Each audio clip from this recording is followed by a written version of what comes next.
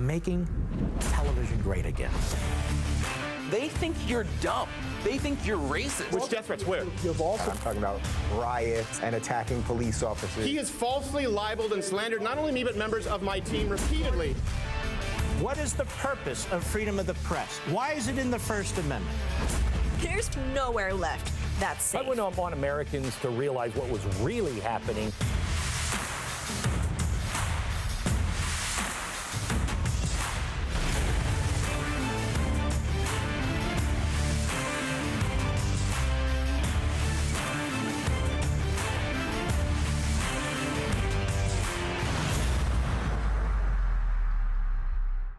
BlazeTV presents State of the Union 2020 with your host, Eric Bolling. I'm Eric Bolling, and welcome to BlazeTV's live State of the Union special. Tonight, President Trump will deliver his third State of the Union address. Also tonight, President Donald Trump will relaunch his 2020 campaign. Now that he is clear of imminent threats to his presidency, the president will likely and wisely use his annual State of the Union speech as a fresh start for his re-election bid. With a captive audience that includes Democrats who have spent the past few months trying to remove him from office, Trump is unlikely to even mention impeachment. It's in his rearview mirror now. Trump will instead focus on achievements of his presidency, including low unemployment rates, steady job growth, and the bipartisan trade pact with Canada and Mexico, among other wins. The official theme is relentless optimism, according to the White House. Promises made, promises kept should be the theme. That's just my 2 cents. After all, this is the last State of the Union before the big 2020 election. I'd just like to remind the anti-Trump crowd on the left, and the right for that matter, that he made plenty of promises. All politicians do. And he kept many of those promises, something unusual in modern-day politics, where promises of free stuff get you votes, but in practice are rarely delivered upon because it just doesn't work. The speech will come just hours after the first votes are cast for 2020 Democrat hopefuls in Iowa, whom Trump has accused of promoting the destruction of the American dream. He should point out that socialism is well represented on the Democratic presidential hopefuls' platforms. In less than just 24 hours, the Senate impeachment trial is expected to end in acquittal again, likely not mentioned in that address, but a relief for the president for sure.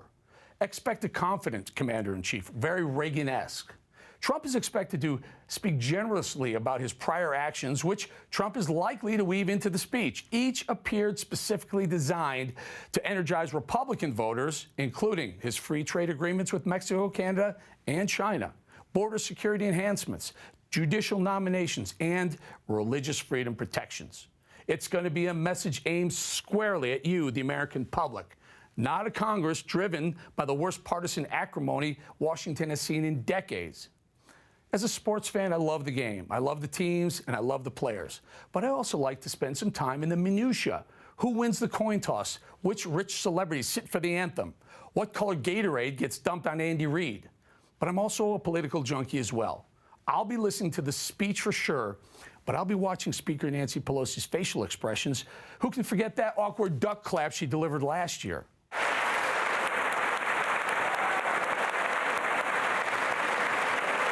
Also, will any Supreme Court justices fall asleep this year? Will Chuck Schumer cry during the State of the Union or wait till the day after when the mainstream media camera photo ops are better, well lit, better mics, etc.? Let's be honest, folks. This night is supposed to be about an honest assessment and accounting of the state of the economy and the security situation right here. That could be delivered in 15 or 20 minutes. But politics and culture have made their way into the big speech. So everything beyond the economy and our national security is pure politics. It's partisan theater, how the Republicans applaud and react versus how the Democrats do the same. It's kind of fun if you spend some time on the background faces and actions, the facial expressions. That's what I'm going to be doing during the speech. So take notes. Let's have some fun. I want you to tweet us pictures of you watching our Blaze TV live stream right now. Use hashtag BlazeTVSOTU, and we'll share those pictures with everyone watching. Now, if you're not watching on Blaze TV tonight, not already a subscriber, let me show you what you're missing out. It's the most pro-America free speech network out there. The mainstream media giants are dying. For too long, they believed they could get away with anything. Fake news, puff pieces, outright lies. But let's get real. Their old school BS is, well, old. We are Blaze TV, the only media platform committed to the stories, issues, and topics that matter to you. They won't even secure the damn border. What we've got to protect is the baby inside the mother. At what point does political pandering become racism? Blaze TV has the biggest collection of conservative voices you'll find anywhere. It is unashamedly conservative constitutionalists. And we're not beholden to anyone or anything except the truth. So rest in peace, mainstream media. Your time is up. Try Blaze TV for free right now at blazetv.com.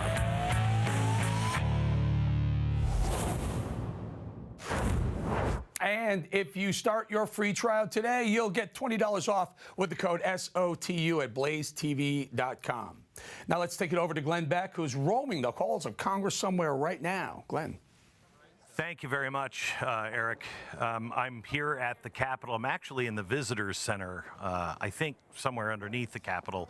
It's a weird tunnel system to get you here because everybody is here that, you know, all of the government. Someplace there is a designated survivor, and I'm hoping against hope that that designated survivor is always a real strict constitutionalist, but you got to roll the dice.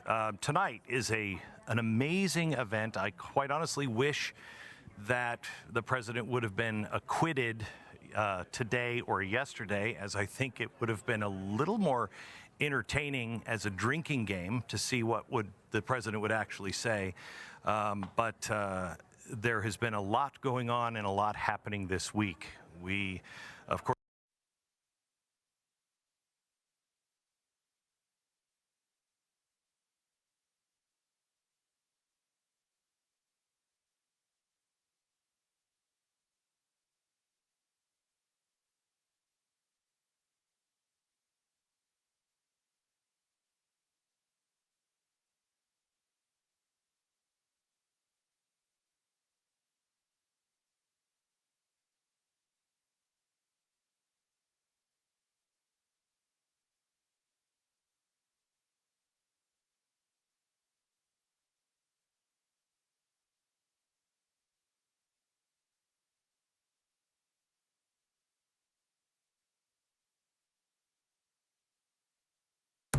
The mainstream media giants are dying. For too long, they believed they could get away with anything. Fake news, puff pieces, outright lies. But let's get real. Their old school BS is, well, old. We are Blaze TV, the only media platform committed to the stories, issues, and topics that matter to you. They won't even secure the damn border. What we've got to protect is the baby inside the mother. At what point does political pandering become racism? Blaze TV has the biggest collection of conservative voices you'll find anywhere. It is unashamedly conservative constitutionalists. And we're not beholden to anyone or anything except the truth. So rest in peace, mainstream media. Your time is up. Try Blaze TV for free right now at blazetv.com.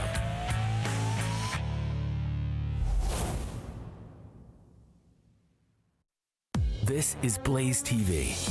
We are news. The Ukrainian government did this for political reasons to sink Donald Trump's campaign. We are opinion. It is outrageous that a man who wants to be president of the United States compares us with Nazi Germany and the Third Reich. We are entertainment. Hey, you are knocking at the gates of hell, my friend. I don't know why the aliens always come to the redneck part of town, but they do. I just solved global warming while simultaneously pissing off some liberals. We share your beliefs. No, you're not taking my AR-15 from me. Your values. The gospel's always there in the forefront, all the time. And your pride for our great nation. Gotta love America. You don't want to see it destroyed. Blaze TV, news and entertainment for people who love America. We talk to policymakers, we talk to analysts, we talk to media, and we talk to you, Americans. The DNC just strikes people as deeply corrupt. I've always viewed this as our national town hall meeting place. Become a Blaze TV subscriber today. We're so confident that you're going to absolutely love it, we'll let you try it free for 30 days. Visit blazetv.com for details.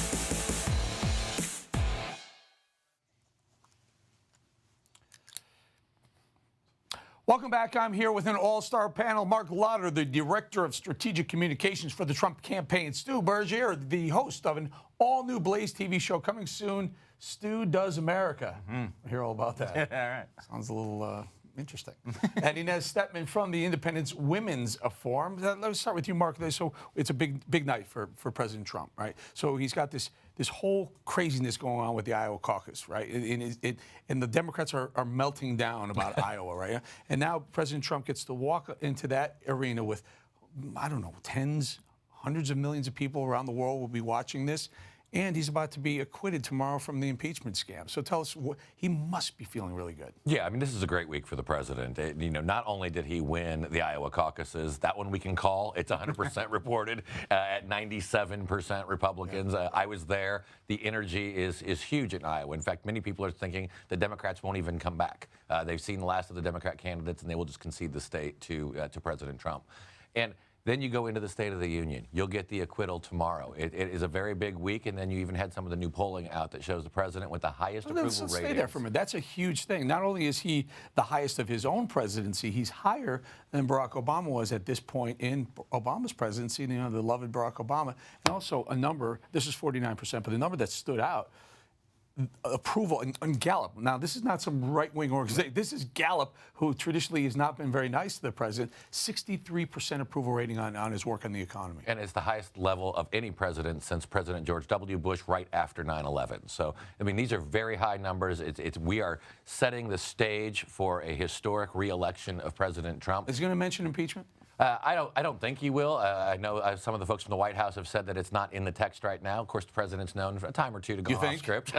You think? But I think he'll probably save that for tomorrow. I don't want to get ahead of the president, but it's likely he'll save that for tomorrow after the acquittal, and then make some comments about it. And what a material week in the presidency. It's really historic. And the campaign, really. I guess you could say this is tonight and tomorrow are these kickoff of the 2020, the real kickoff. I know you guys have been working diligently hard for a couple of years now, but the real kickoff of 2020 campaign and could be tonight. And we just basically gave people over the weekend in Iowa just a little peek under the hood at the juggernaut that is being built and that we're planning to unleash come this fall when we get into a real campaign. But when you see the Democrats who want to take over the healthcare system, want to take over the government, they can't even run their own caucus. I mean, it just really is. It's very fundamental and very easy for people to see. Inez, let me talk to you a little bit about this whole fiasco that's going on in Iowa. I know this is a State of the Union, but Iowa looms large, and we're still waiting to hear who actually wins Iowa as we speak right now. As Mark points out, they can't even run a caucus. I mean, 170,000 votes. Think about that. 130 million votes will be cast for the presidential election. They can't do 170,000. This is a win for President Trump, no? I think it's an opportunity for him to demonstrate competence and results of his presidency, right? And it'll be interesting to see whether he goes off script, but I think that all the advance reports are that that's what he's intending to do with this speech. He's going to point to the successes of his presidency, and he's going to contrast that, even if not in words, but just in terms of the news, it's going to be playing right alongside the failure of Democrats to run a single caucus, and yet they want to run all of our lives for us. And I think that's going to be a really great comparison for the president to highlight. Yeah, and Stu, what the eternal optimist, I think, is what the people or the White House is telling us at the State of the Union address. We're all about optimism. You know, I mean, he has a lot of things to be optimistic about, and American people should be thankful for that. Yeah, the number one thing I think he has to be optimistic about is the Democratic Party and how awful they are at pretty much everything. I mean, think about this. Think about the disaster of what the impeachment has been. I mean, they're a day away from voting on this guy's removal from office, and he's at his highest approval ratings. This is, we were told that Nancy Pelosi was this, incredible strategic mind, and what she's given them is really a disaster. And you can see this sort of behavior 9 months before an election. These are not the actions of a confident party, a party that thinks they're going to win when it comes to November. AOC says, and also Ayanna Presley. Ayanna, is that the first name? Ayanna Presley said they're going to boycott the State of the Union. Oh my, we're going to miss them. I don't know if I can watch it if they're not in the crowd. They're I mean, really? I actually put together a book list for AOC. If she's going to have some free time tonight, I went with the Communist Manifesto, the Constitution, Math for Dummies. Cat in the Hat? Because he seemed pretty hard. Cat in the Hat. Cat in the Hat. A little easier. Should they show up, though? Mind you, when President Clinton was being impeached and the trial was in the Senate, Clinton gave a State of the Union, and there were several Republicans that boycotted it.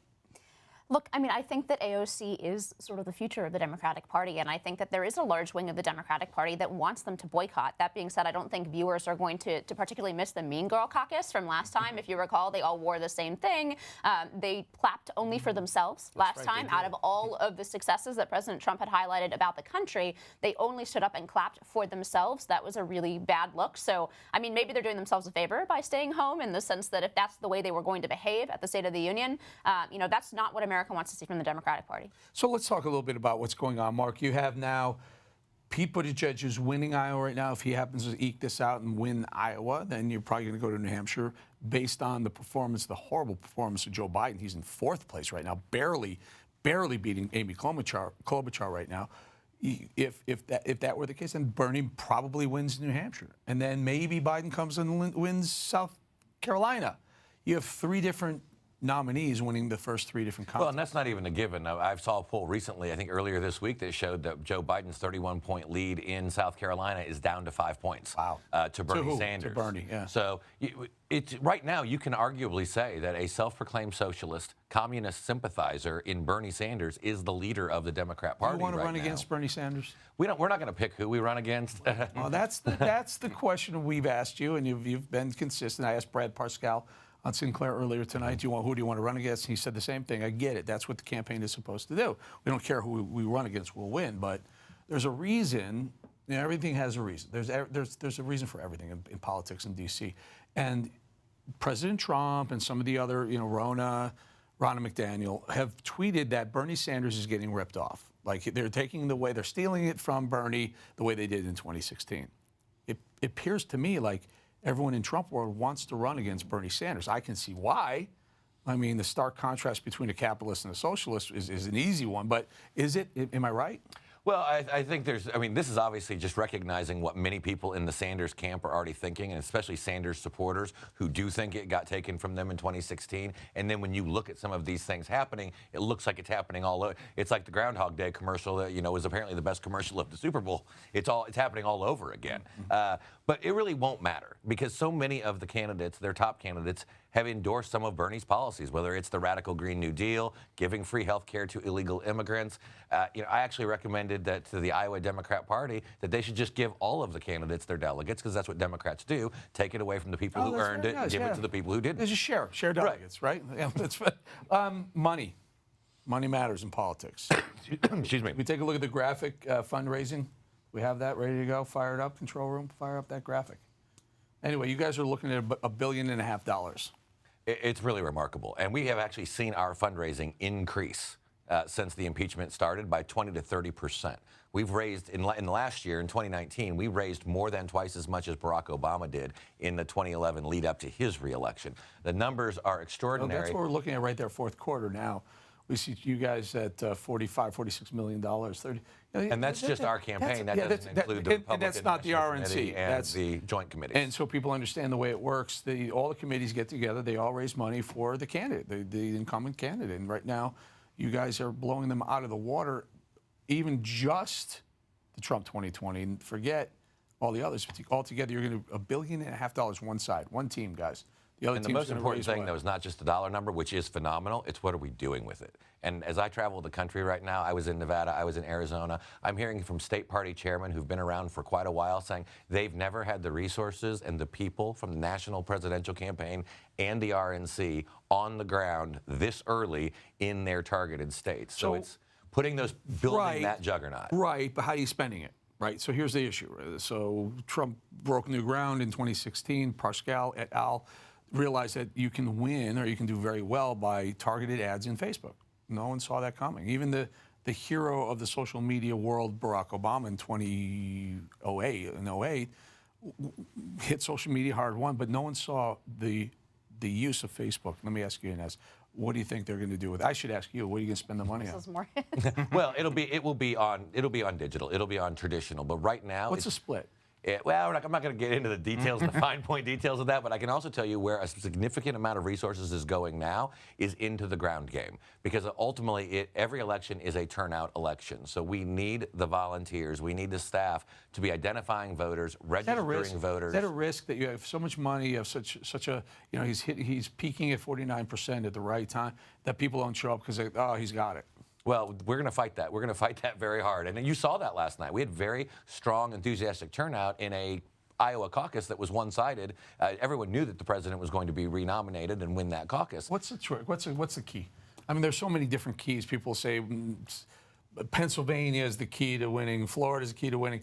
African-American votes the key to winning. Latino votes the key to winning. Michigan could be the key to win. What's the key for Trump to get reelected? Well, I mean, it certainly helps if you visit Wisconsin. You guys should do that. I think I've heard past campaigns have missed that. We were there a few weeks ago. That's a good idea. Good idea. I think, look, the president has a really good set of arguments to make to the American people. He's overseeing an economy that's been raging. These used to be the things that would win you the election without even a second look. You get nervous when you get up against, a Bernie Sanders or something where anything can happen when it gets to one-on-one. And we were talking about that idea of wanting Bernie to be the nominee. I do think he would be an easy one to beat, especially in places like Michigan and Pennsylvania. However, these are the same arguments Democrats made about Donald Trump in 2016. And you have to be really worried about that, because when it gets down to one-on-one and people are making a binary choice sort of situation, really anything can happen. So there's an argument to say, well, you'd like to have Bernie. However, if something does, God forbid, happen and Bernie Sanders becomes our president, he's the most dangerous in my mind out of all of them.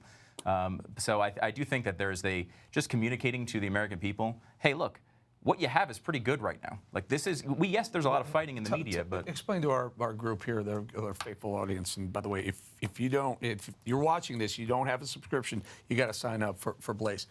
What's the risk of a Bernie Sanders president? You said he'd be the most dangerous. What would happen? What in your mind, what do you think is going to happen? He means it. What? What means he believes. Does the economy blow up? I think yes. Is there anarchy? I mean, what does a Bernie Sanders president look like? I think there's a legitimate risk of the economy having severe problems if it just looks like he's going to win. If polling is showing him 6-8 points ahead as we approach the election, which I hope please don't let that happen.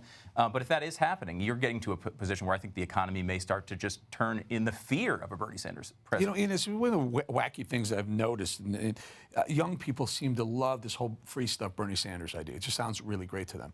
But I realize, how old are you? Just range. I'm 32. Okay. People your age and younger have never really had an economy that kicked their ass. That they weren't sure where their family was, where the next dime was going to come from. There's really been we've had a really, fortunately, have had an amazing run of prosperity in the last 30 years. So I actually disagree with that. Obviously, we haven't had a Great Depression, right?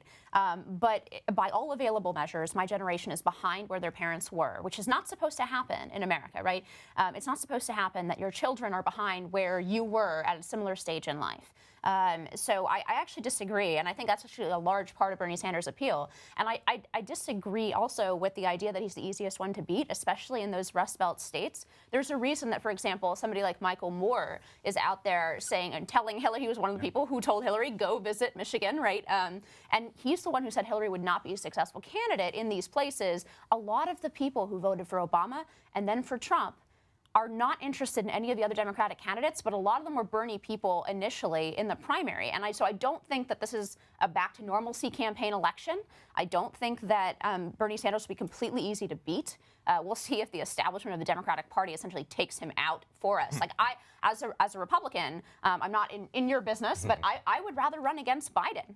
I would rather run against an establishment Democrat because I think people on both sides of the aisle and in the middle are fed up with the way that the last 30 years of policy and politics have gone. And every survey shows that. Institutions, virtually every institution, save the U.S. military, is underwater, under 50% approval or trust. That is not a normalcy election. I agree with you, Inez. I would rather run against Biden. The guy has lost a step or two.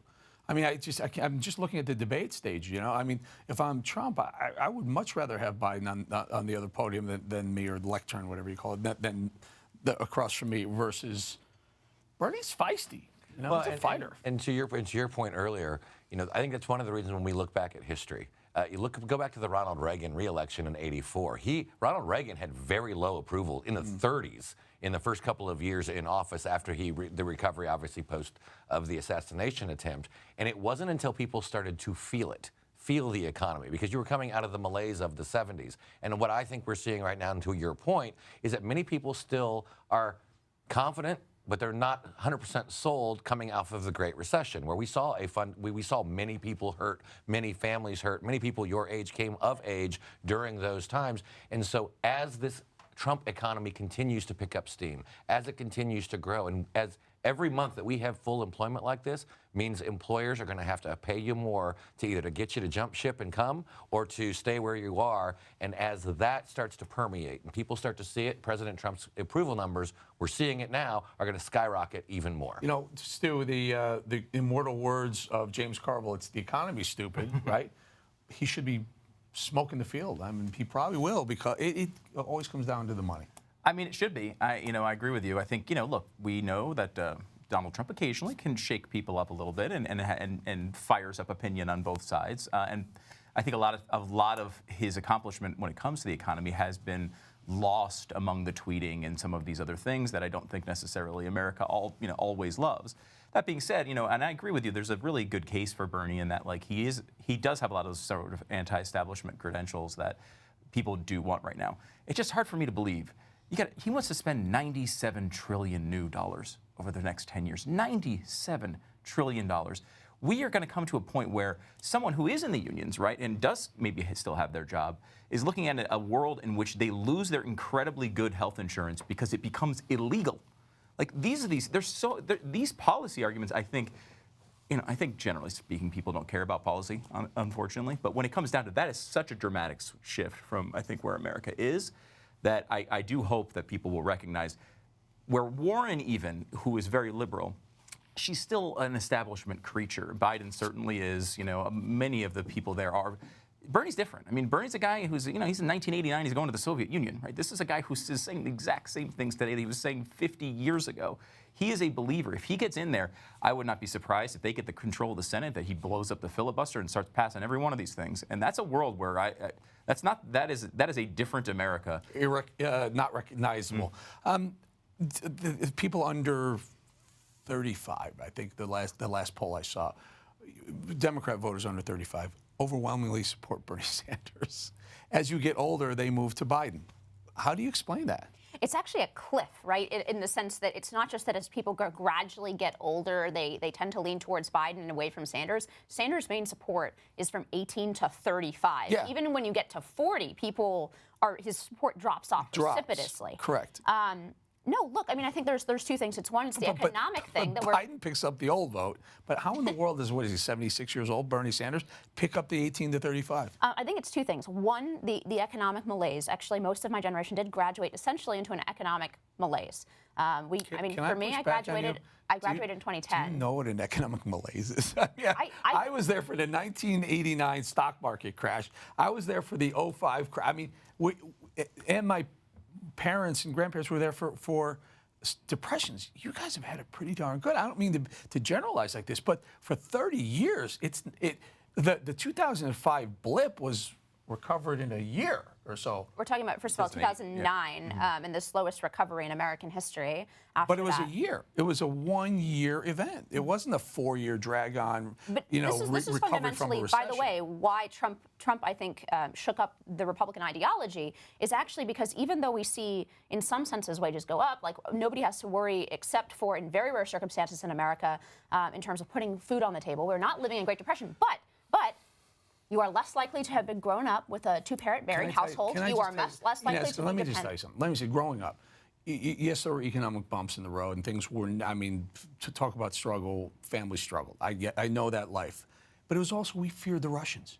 We feared being bombed. We feared a nuclear attack that could happen any day. Mark, I mean, am I wrong or these times substantially different? What's your message to young people? Well, I think the message to young people is that there's never been a better time to start a family, to get a job, to graduate from college, to move up in your job than there is right now. And your wages are actually going up. And when we see those wages, those paychecks coming out of college, people at the low, middle income and middle income are getting bigger raises than folks at the higher end of the income ladder. That's the kind of growth What's the boss want to do? Let's say he gets he gets reelected.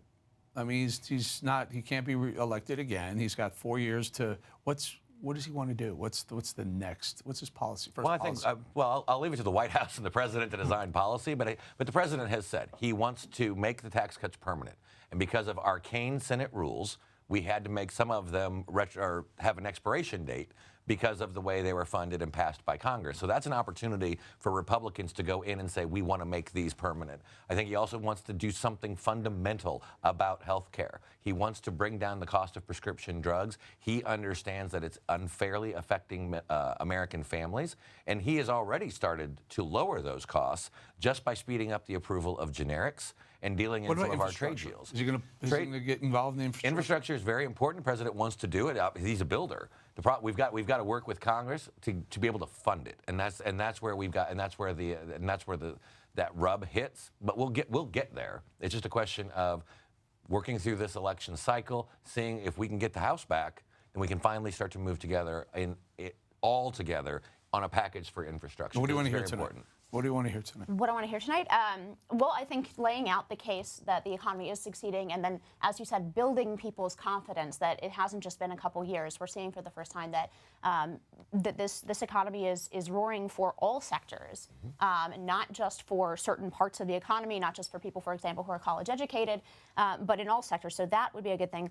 I look forward, and hopefully the president will be highlighting education, school choice, some of those issues. I hope that it's not a federal tax credit, and perhaps we will get to that after the State of the Union, because that would be an unwise overreach of federal power. But school choice, the president should use his bully pulpit. It's a very popular issue. It's an incredibly important issue for the future of America. And if conservatives ever hope to make conservative arguments again, they've got to win this war on education. One of the guests tonight that's been invited to attend is a student on a waiting list still to get school choice. What do you want to hear? I would like to hear something bold, very popular, something that Trump supported in his 2016 campaign, term limits. I would love to see him do this. Is something that's supported by over 80% of the American people. He's about the only guy I can ever actually believe would go for it and just push this thing and take the bully pulpit and say, let's do this. The American people desperately want it. But of course, Congress isn't going to do it by themselves. They need someone like Trump to just take a bunch of these guys by the tie and pull it over there for the votes. I think it's one of those things that's so popular and it cuts across state and it's very anti-establishment. It was something I would love to see him push for hard. He did support it in 2016. I'd like to see him really go after that one. Will any Supreme Court justices fall asleep tonight? I'm not sure what the over/under is on that. I think I've seen that 4 or 5 will be in attendance. Will be in attendance. Will Chuck Schumer cry tonight? Yes. Well, John Boehner is gone, so he was the big crier of the household there. But we'll see. I haven't seen Chuck Schumer cry in the past. So. Glenn Beck's going to be there. He might cry. He's known for it. He's known for. That's true. I heard Rush Limbaugh's a good friend of his, a good friend of mine. Yeah, that moment is going to be pretty dramatic. That is. I mean, Rush Limbaugh's one of the reasons I'm a conservative today. When I grew up listening to him, and he always had the answer for everything. It's hard to believe that this could be happening, and prayers are there. I mean, it's a tough thing. He's in the middle of a tough battle here. Yeah, so I'm really glad he's getting recognized it's here. It's advanced lung cancer, which is a very, very deadly cancer. But boy, that if anyone could do it, it's still cliche. If anyone could do it, But here's a guy who revolutionized conservative talk. People told him this will not work, you can't do this, and he said, no, it's going to work, and he made it happen. He's literally the only reason I have a job, because the entire industry would not exist if it were not for Rush Limbaugh. He single-handedly built it from scratch. All right, any final thoughts before make your pitch to the American people here louder? It's from what we've been told, the president says it's going to be low-key. For President Trump. And those are not usually words that you associate with President Trump. I don't buy that. He's never low-key. Well, he says this is going to be low-key. This is he's got the Democrats on the ropes with Iowa. He's going to get acquitted tomorrow. The economy's doing great. Stock market's up like 400 points today. I can't imagine Trump low-key. It'll be, I can see him do. He has a great read of people, and you know that, Eric. He reads people very well, and I think that he is seeing right now. Just lay the case out. You're on a roll, and the American people. This is the one speech a year, because once you get outside of Washington D.C., no one sits around and hangs around on what everyone says in Washington D.C. This is the one speech a year that the American people tune into, and it commands their attention. And I think he's going to maximize that with a speech that will surprise them in a few ways. Yeah, I'm looking for some surprises. Mark Louder, thank you very much. All right, now it's the time to take a look at what you guys have been saying about the show tonight.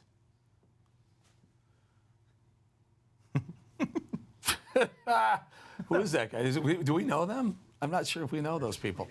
People that are tweeting. These are people who are tweeting. There you go. Who's this? I wish I could see it. I wish I could see it a little better. Jim, what does it say? Who's that? Mid-millennial. Min-millennial? Yep. Watching BlazeTV so to coverage with my youngest in a music studio while we're waiting on my youngest to finish his lesson. Thankful I can watch on the go so I can get my full political geek on. Yeah, me too. Who's that from? USMC what? Mom 2016. Mom 2016. Finley Doodle and her human watching the BlazeTV. Well done. Well done. How about Justin Rodriguez? With the picture. There you go. Justin, what's up, brother? Thank you for doing that. And Daphne getting ready to watch State of the Union. A lot of dogs watching us tonight. A lot of canine viewers. A lot of dogs. You got to love them. Loving the dogs. All right. John Miller, he's joining us live from Capitol Hill with a preview of Trump's speech and his special guest. My special guest, John Miller. His special guest. Miller, what's up, brother? What are you seeing? What are you hearing? How's it going, Eric? Good to see you, man. Good to see you, too. Give us a sense, what's the feel? Rush Limbaugh's coming. That kind of changed the game a little bit for a lot of us. Yeah, well, for us, it means a lot. But for a lot of people where I am, I'm in the visitor center of Congress. He's not extremely popular around here. And you actually saw people on Twitter, a lot of people actually wishing harm on Rush, which was incredible. That's how much people hate him. So he's not exactly, I don't think it's going too far to say he's actually maybe not even welcome here, which is incredible because conservatives look at him as such an icon. And the people in this building, specifically the members of Congress and the lower chamber, absolutely despise him to the point where they're glad he has lung cancer. So it's kind of quiet, but I don't think I can overstate how much he is not liked by the left and how vicious they are about it. What's the feeling there? What's the sense of, AOC has decided she's not going to show up. Ayala Presley said she's not showing up. A couple of the others aren't showing up. I guess you have the right to not show up. And Well, I saw Ayanna Pressley. Oh, she's there. Yeah, I saw Ayanna Pressley, so she's here. I don't know if she's actually going into the chamber to listen to the speech, but she's walking around and taking photos with people. I asked her if she was excited to hear the president's speech, and she said, "I'm excited for my guest." I said, "Who's your guest?" And she pointed to her guest. I'm like, "Okay, I know it's your guest, but like, who is your guest?" She wouldn't tell me. So she's here. She's walking around the building. I saw Rashida Tlaib. I asked Rashida Tlaib, "Are you upset that the president's probably going to get acquitted tomorrow, that he's not going to be removed from office?" She, of course, didn't answer me. She's here, and she's in her very nice traditional kind of Hamas garb that she's wearing. So you've got Rashida Tlaib here. You've got Ayanna Pressley. I asked both of them, why isn't AOC here? But they both ignored me. You know, Miller, you have to be careful. The most dangerous place in the world is that spot between a politician and a camera. You got to be careful when they're. Of course, she's not going to the speech, but she'll always get in front of a camera. You know, the response, the Democrat response or the counterparty response to any president, it's been awful. It's like the Sports Illustrated curse for a rookie. You get on the Sports Illustrated next year, you're going to have your worst year ever, or you're going to get hurt. No one can seem to handle the response. Now it's going to be Michigan Governor Whitmer, right? Michigan Governor Whitmer. What are we expecting from her? I mean, I don't really know much about her. I don't think anybody does. They always pick these people that nobody knows anything about, and they call them the rising stars within the Democrat Party. I don't really know much about her, but she's going to give the response. It's probably going to be painful to watch, as it always is. I can't remember the last time it wasn't painful to watch. Even when the Republican gives it, it's painful to watch. I mean, you remember Rubio and his infamous water bottle moment. I do. It's always a disaster. I don't know why they continue to do it, but... Yeah, and the governor, what was his name? The governor, down Southern governor. Jindal. Bobby Jindal had a terrible one. Oh, Jindal. Yeah. Yeah, and remember what Trump did after the Marco Rubio and the response, and then Trump ran against Rubio, and he was that was my most favorite Trump 2016 moment was when the Trump steaks were over there, and there's Trump water bottles, and Marco Rubio can't do a speech without drinking water. He's drinking and throwing the water bottles. That guy has just won the hearts of everyone in any way, shape possible. And who was the guy with the schmutz on his lip? There was that response too. That was a disaster. Yeah, it was Kennedy, who had I think it was a lip balm or something that he had smudged all over his lips, and it was the biggest distraction. So every time there is something disastrous that goes wrong, and then not only do we have Whitman, we have Escobar. We have Veronica Escobar, who is going to give a response in Espanol. So first you get Whitman, then you get the Spanish response, which should be fascinating to listen to. I'm not going to understand the word, but Eric, you speak some, right? Muy bien. Gracias, John Miller. Thank you very much. All right, we'll see you again. Phil Robertson, before we come back to the panel, let's check out a special State of the Union sermon from the one and only Phil Robertson, who's got some stinging words for the Democrats. Watch. They hate him because they covet what he's been doing. They want to be like that. They're envious. Envy is a killer. They're full of Romans 1:28 and following. They're full of wickedness, evil, greed, and depravity. He's upsetting the cart. He's shutting off the money supply. He's doing something about corruption. There'll be terrible times in the last days. We're 2,000 years on this side of Jesus. The last days have come. People will be lovers of themselves. That's the impeachers. Lovers of money. Oh, my goodness. Donald Trump doesn't take a salary to be the President of the United States. You don't owe me anything. I'll do it for free. And he has. The people that are after him, they are boastful, proud. This is the way to be in the last days. We're in the last days. They're boastful, that's them. Proud, oh my goodness. Abusive, disobedient to their parents, ungrateful, unholy, without love, unforgiving. They have never entertained the thought of someone makes a mistake, but we ought to just forgive them and move on and love them anyway. We're not going to hold that against them. The people that are after Donald Trump are incapable of forgiving because there's no God in their mind. They don't think it worthwhile to retain the knowledge of God. And what you see is what you get. They are slanderous. Are they slanderous? I've never seen this many slander one man as much as this bunch has since the day he walked down the escalator. They've been after him ever since. One constant slanderous accusation after another without self-control. That's them. They are brutal, not lovers of the good. They're not a good bone in their body. Schiff, Nadler, all of them. You say, you talk about a pack of lying thieves, greedy. They are treacherous. That's what they said Donald Trump was. They claim the U.S. Senate was full of treachery. They are treacherous, Nadler said. Rash. You're telling me Donald Trump is more rash than this bunch? They are conceited lovers of pleasure rather than lovers of God. They have a form of godliness, but they deny its power. I'm told in 2 Timothy chapter 3, verse 4 or 5, have nothing to do with them. Don't listen, pay any attention to them.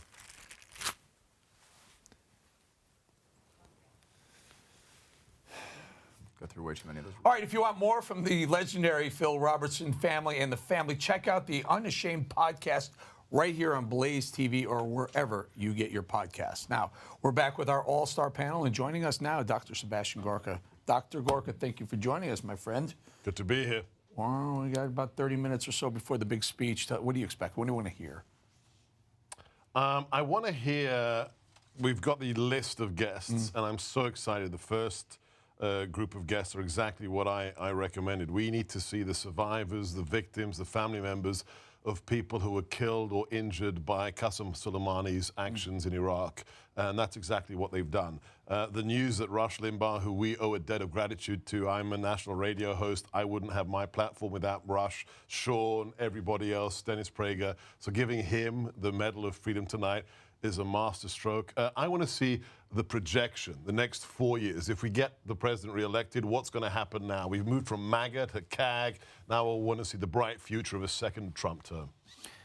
What do you think? And again, we talked about this earlier on the Sinclair show. Do you think he'll ad-lib anything? We know him a long time, Sebastian. It's almost he's almost incapable of not mentioning the impeachment. One of my Salem colleagues said, I really hope for once he's just going to be presidential. And I responded to him, and you know who you are. Have you seen the last two State of the Union addresses? That man knows how to be presidential. It's not like a rally in Scranton. I mean, this man, he'll go off script, Eric, for maybe 5%. Yeah. He'll ad-lib when a guest is recognized. But the rest of it is going to be an amazing speech of accomplishments for 3.5 years. And why? Look, it's very simple. I was there in Orlando when we launched the president's re-election campaign. I was on the floor, and his son came up, warmed up the crowd, and he said, you've got a very simple choice in 200 and whatever it is, 67 days. You can choose between freedom or socialism. That's what I want to hear from the president this evening. Stu, what do you think? The best part, and I talked about that in the monologue, the best part of the whole State of the Union for me is the minutia, the stuff going on, the sidebar stuff. Yeah. When the camera cuts to Chuck Schumer and he's looking like this and he's depressed, and you wonder if there's going to be tears or not. Or when, better yet, when when they catch Adam Schiff, and they will, what do you expect? It's going to be very interesting. I mean, there's that whole sort of circus around the actual speech where, this is all going on. We had Glenn Beck was inside the building last time when he was watching it, and just watching the clicks and the way people moved around, who they talked to, who they followed. When they would look at other people and see if they stood up, then they would stand up and clap. It really is the circus. I mean, there's a part of me that does not like that at all. I wouldn't mind, make the State of the Union a letter again. Is something I could get behind. That's certainly a hashtag I could get. Yeah. Yes, it would be nice to see. But the circus is interesting. It does light it up a little. bit. I don't know this. Maybe you guys know. Are members allowed to bring phones into the State of the Union? Are they allowed to bring electronics? I think the only time you're not is for events such as the actual impeachment. for so they can be tweeting. They can be. If I can't remember, do they tweet during the State of the Union? But do you remember what Nancy did last year? She spent an hour and a half doing this, shuffling papers, trying to distract everybody from the president. It was ridiculous. It was theater. But I think it is part of the circus. I'd be tweeting away if I were in there. I just want to think, hey, look, I'd be catching, Ruth Bader Ginsburg nodding off or something like that. Have some fun with it. Look, this is a bit of monarchic pageantry in our constitutional system. I agree with you, Stu. I prefer this not to be happening. But that being said, if we're going to do this, I mean, I'm grabbing my popcorn, right? Like, this is going to be fun to watch. Seb, you mentioned that the president can stay on script and deliver a really good speech. Some of his best speeches, to my mind, the 3 best speeches he's delivered were his inauguration speech, his speech in Warsaw, and the last State of the Union, where he really highlighted that common heritage, the victories in World War II. He really brought all Americans into this common heritage, and he made the Democrats look like they were anti-American, which, it's not that hard to do. But it is. The rallies are fun. When he goes off I'm not a rally person. I didn't even have school spirit, so. Yeah, he can't help himself. He's naturally funny. Yes. He sees these opportunities to do a joke or to jab someone, poke someone a little bit, and it's hysterical. I mean, the whole thing with the soapbox or the Apple box, it's hilarious with Mike Bloomberg, Mini Mike. There probably is no box. But we've been talking about it for 48 hours. But no, there are boxes, but they've been using boxes straight through. I mean, when have we ever discussed them? Castro was using. When have we ever discussed them? It's hilarious. I'll tell you a funny story. This is President Trump before he was even, I think he had just announced he was going to run for president. I was interviewing him on Fox, and still candidate, clearly. And I'm going, let's just go through the list of your competitors. Jeb Bush, and he goes, low energy. And I just was like, what? And on camera, I'm like, what? What do you mean? He's branding. Low energy. And boy, did it work. Totally. And it was the first time anyone had ever, low energy, no one knew where that was coming from. And wow, was he good at that. And that doesn't come from the class of consultants. There's no, let's have a little room of people getting together and whiteboarding the nicknames. That's him. That's him. He just knows. He knows how to push a button. Oh yeah. He knows the pressure points. He knows the levers. Was it Little Marco? Was it Little Marco? Lying Ted. Corrupt Hillary. Was it Hillary? Crooked Hillary. Crooked Hillary. I think one of the best things about Buttigieg potentially winning Iowa is that we get an Alfred E. Newman read. Like, that's coming back. That was the best. Like, that is the best one. Where is Mad? I need Mad. Yes. I mean, he really does. He does look like Alfred E. Newman from Mad Magazine. And that, it didn't get enough love, I feel like. It was a little bit underrated. While we're watching, the president will be delivering. Vice President Pence will be over Trump's screen left over Trump's shoulder. Nancy Pelosi will be screen left over his right shoulder. Remember when she signed the articles of impeachment, she used the pens and she handed out pens? Well, the Blaze has done something amazing. Oh, this is Stu Does America? Oh, okay, so look at this. Here it is. Ready? Which camera? Camera 2. We have Stu Does America on one side. On the other side, we have Nancy Pelosi sucks. Now, we talked about her? That looks like her writing. Yeah, it's her. Did she write that? Nancy Pelosi sucks? She didn't actually write the You got her to write that? I'm impressed. I think so. So can we throw this soundbite? Take a look at what this is all about. One nation under God, a land of opportunity and freedom, the birthplace of Speaker of the House, Nancy Pelosi, and the nation she bravely represented as she signed the articles of impeachment of Donald J. Trump. To properly mark this momentous occasion, Nancy Pelosi signed her name proudly with these unique and beautiful black and gold pens, emblazoned with her signature. Now, you can own a piece of history. Remember the impeachment proceeding and the life's work of our first female Speaker of the House with these collector's edition, near-perfect replica pens. Each pen features the same black and gold style of the original, with only minor differences, barely recognizable to the naked eye. These breathtaking writing instruments communicate the utmost in class and distinction, and will make sure everyone knows what side of history you stand on. To honor the accomplishments of Speaker Pelosi, we've priced these special commemorative pens with the year of her birth, 1940. Think of the national elections you'll be able to overturn with your Nancy Pelosi commemorative impeachment pen. Available exclusively at nancypelosisuckspen.com.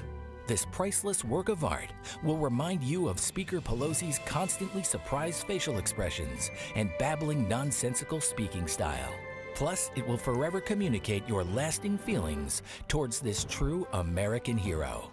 Due to the incredible demand, there is a strict limit of 5,000 pens per order, and no future Nancy Pelosi Sucks commemorative impeachment pens will be sold when demand has been exhausted. So act now. These incredible pens are authorized by Stu Does America, loved by patriotic Americans all over the globe, and can be yours now for just $19.40. How will you tell your children and grandchildren about this important era of American history? Do it with NancyPelosiSucksPen.com. So you saw 1940. That's good. For 5,000 pens? That's impressive. No, I think it's easy, but I could be wrong. But the point was 1940 was the price, Stu, and that was the year of her birth? Yes, the year of her birth, to honor Nancy. But can we just talk about that for a second? And you brought this up while we were watching that. Look at the Democrat Party. Look at the nominees. Look at the ages. Look at the demographics of them. Predominantly white, with the exception of Pocahontas. Predominantly white and older. And Pete, we have to throw Pete in there, but. Look, the leadership team for the Democratic Party I've been going back, and I'm not 100% certain about this, but I have not found, going all the way back into the 19th century, ever leading a party, the average age, I think the average age is something like 77, 78 of the people who are leading the Democratic Party. That's unprecedented. The leadership team for the Republican Party, leaving the president aside, is in their 40s and 50s. This is bizarre to have folks at the head of this party that allegedly is saying that it's the party of the future and young people, and everybody's above 75. I believe in the old maxim that you respect your elders. There's a lot of wisdom often in those with grey hairs. It's not the age that bothers me. It's that they're either communists or billionaires. This is the insanity. This is the party. Or both. Communist billionaires, right? With 4 houses. Yeah. And they're trying to tell us that they're the party of the people. They're the party of the victims. They're the party of the underdog and the minorities. And they're billionaire white guys or unrepentant, unreconstituted communists like Bernie Sanders. In that interview with the president, with Sean Hannity, genius. He said, Moscow marriage. We know it's his honeymoon, but from now on, it will be Bernie and his Moscow marriage. Yeah, there's video of that, too. Think of this. This is a man who's a Jewish American who honeymoons in the Soviet Union. When it's the Soviet Union, one of the most anti-Semitic regimes in modern history, and he's almost the candidate for the Democrats in 2016. That's the issue, not the age, Eric. Yeah, the age, too, though. I'm staying on this because they've always been, recent memory, they've portrayed themselves as the party of the future, the inclusive party, the diversity party, and everyone, well, with the exception of Pete again, is an older white person. Yeah, it's an interesting thing, too. The past 50 years or so, when Democrats have won, they've won with a certain profile of candidate. A younger guy, up and coming, kind of like, there's questions about whether they have the experience to run the country. Barack Obama, Bill Clinton, that's a winning profile for a Democrat typically. And Republicans are the opposite typically. They have a person with more accomplishments, maybe a little more seasoning, and they've won with that profile. The Democrats have, Buttigieg is the only guy who would even moderately fit that profile that has a chance to win. And the fact that, they're thinking about running someone in their 70s has not been successful. You look at people like John Kerry, Gore wasn't that old, but he was on the older side as well. These are people that probably, you could argue, had a upper hand going into these elections and still managed to choke them away. For some reason, the American people don't seem all that in love with that sort of older sort of profile of a candidate. Bernie has a lot of love behind him. He's almost like a Ron Paul equivalent in some ways. A lot of energy, kind of that old curmudgeon guy that just says whatever he feels, and he's got a lot of energy behind him. Whether that can actually come across, he at least has the energy of a younger person. Is it just anti-establishment? Are we in an era where Trump kind of blazed a trail for people who were not part of the establishment on either side, and they're more desirable? I don't think it is. I think there is an element of the new populism across American politics. In fact, across politics in general, whether it's Brexit, whether it's the elections in India or Australia, there's a resurgence of populism in a healthy sense. But here in America, it's the anti-establishment in terms of the Trump movement, but not on the left. On the left, it's not about anti-establishment because look at the policies. Bernie's anti-establishment. But look at the policies. The policies aren't revolutionary. It's not build the barricades. You don't think socialism, introducing socialism into America, the government bigger. Revolutionary? No, it's to make the government bigger. All of these candidates have signed on to AOC. I mean, AOC's Green New Deal, that's the kind of thing Stalin would never have even accomplished. Seb, I was at Fox. It was 2009. And I made a comment on Fox and Friends. I said that President Obama is a socialist. I got called to the office. I wasn't allowed to say that. Right. It was derogatory 10 years ago. AOC on Martin Luther King Day, just recently, gave an interview. I used it on my show, the audio bite, in which she said, no billionaire has ever made $1 billion. They took it. They sit on their sofas and they build their millions. She said exactly this. She said, on the backs of single mothers, undocumented immigrants who are literally dying. Eric, that's not socialism. That's straight out of Karl Marx. It's communism. We're hearing that the First Lady is walking into the chamber. Anyway, we can see some of this. Can we do Big Little on that? Or we can talk over it. There we go. There it is. I love this stuff. This is my favorite part of the whole thing. When people start to talk.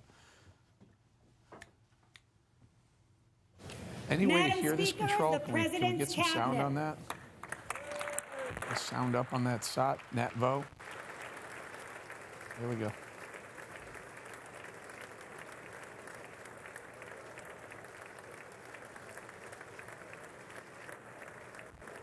There's Bill Barr. Mnuchin. You see Mnuchin? Yep, and Wilbur. Yeah. Pompeo. Pompeo right there. Yep. There's Mnuchin. There he is. Shakes hands with the Secretary of State. Yes, Pompeo. There's Bill Barr again. He just blew somebody off for a high five there. Is that Mark Esper? Yep. Yeah, Esper's there. There's Wilbur. Stay awake, Wilbur. Love you, brother. All right, so they're going to make their way in, and we're going to try and just make sure we get that Sergeant at Arms, ladies and gentlemen, President of the United States. We'll watch that as it comes in. Can I do this? Do we have time for this? Can we hear Crowder real quick? Let's do Crowder. Let's take a listen. Hey, Stephen Crowder here. I hope you're enjoying your State of the Union stream. I know that tonight's rebuttal, I believe, is going to be, what you may have heard is it's going to be translated into Spanish. What you may not know, and I'm excited about, is it's going to be broadcast in 3D. 3D. So yeah, it's a special treat for you. This is the first time, and I hope I don't use my Swiffer. Whoa! Whoa! Or what's this? What am I doing tonight? I'm a big fan of the president, but I hope you're a fan of racquetballs, huh? You play squash? Steven. Whoa, mug! Steven, it's not in 3D. It's not? No. What I think it was 3D. You can find exclusive Crowder content at BlazeTV.com.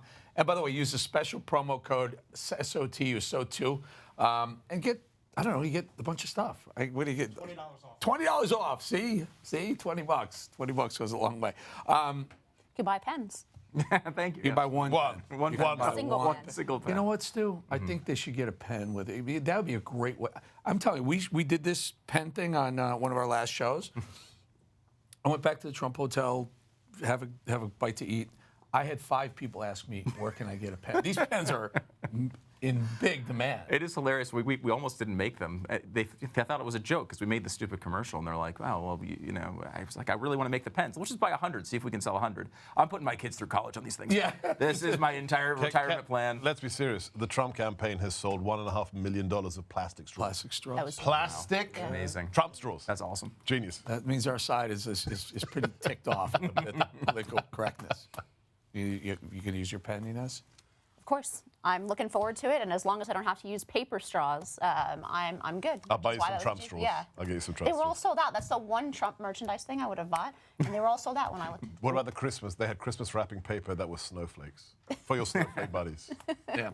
I went to one of the White House Christmas receptions, and they had pictures. The wrapping paper had pictures of the First Lady and the President in like little ornaments. Very cute. Very cute. Very cute. What's the over/under on how long he speaks?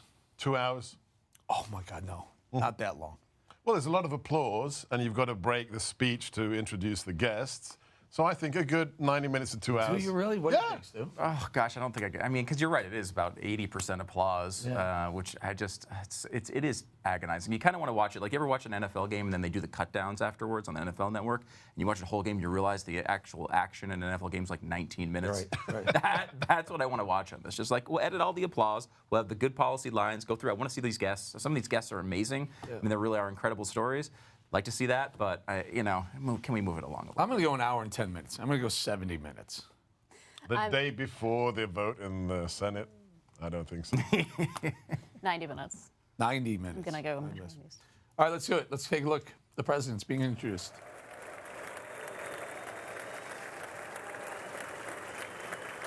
All right. Control, did he introduce the president? He just did? You missed it?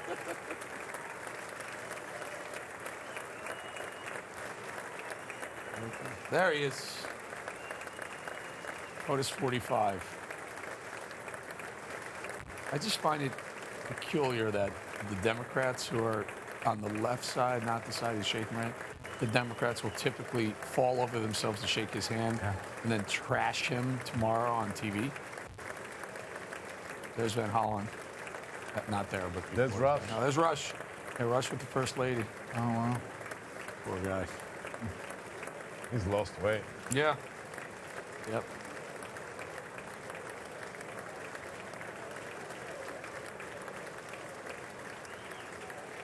Louis Gohmert. There's Scalise behind him. Steve Scalise walking behind the president. Is that?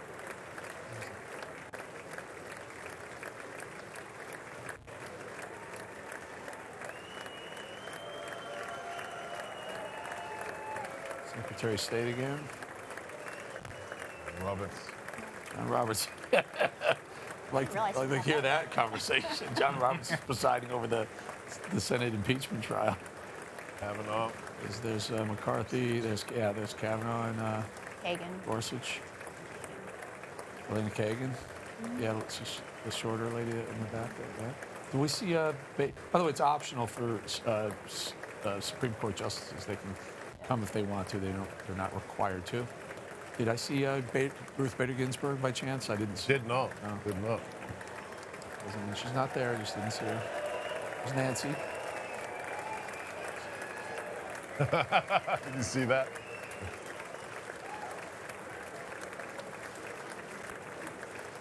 That's very There's a copy of the Vice President, the Secretary of State. I'm sorry?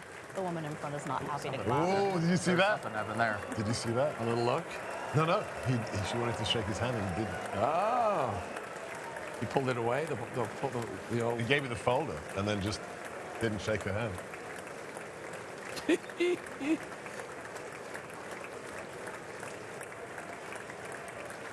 Just grinding the teeth. Whatever it is she does with handshake is going to be a big moment out of that. I can't tell if he didn't see it but it looked mildly intentional. Talk to Pelosi, love it. There's handshake.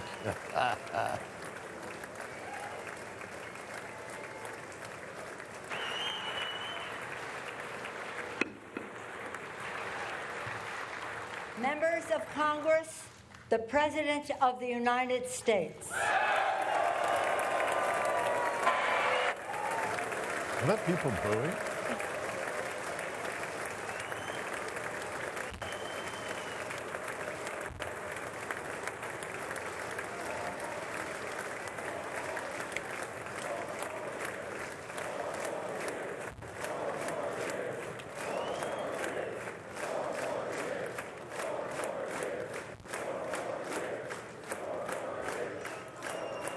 Thank you very much. Thank you. Thank you very much. Madam Speaker, Mr. Vice President, members of Congress, the First Lady of the United States.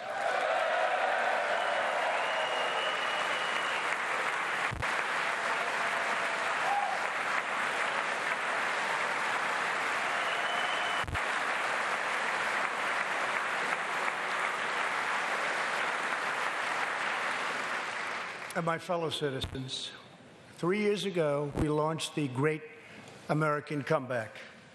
Tonight, I stand before you to share the incredible results. Jobs are booming, incomes are soaring, poverty is plummeting, crime is falling, confidence is surging, and our country is thriving and highly respected again.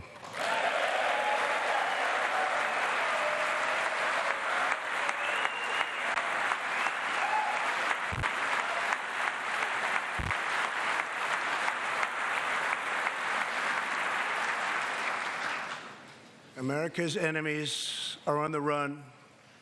America's fortunes are on the rise, and America's future is blazing bright.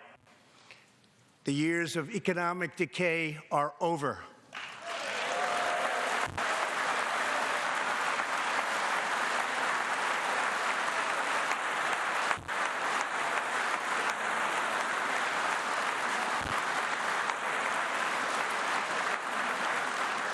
The days of our country being used, taken advantage of, and even scorned by other nations are long behind us. Gone too are the broken promises, jobless recoveries, tired platitudes, and constant excuses for the depletion of American wealth, power, and prestige. In just 3 short years, we have shattered the mentality of American decline, and we have rejected the downsizing of Americans' destiny. We have totally rejected the downsizing. We're moving forward at a pace that was unimaginable just a short time ago, and we are never, ever going back.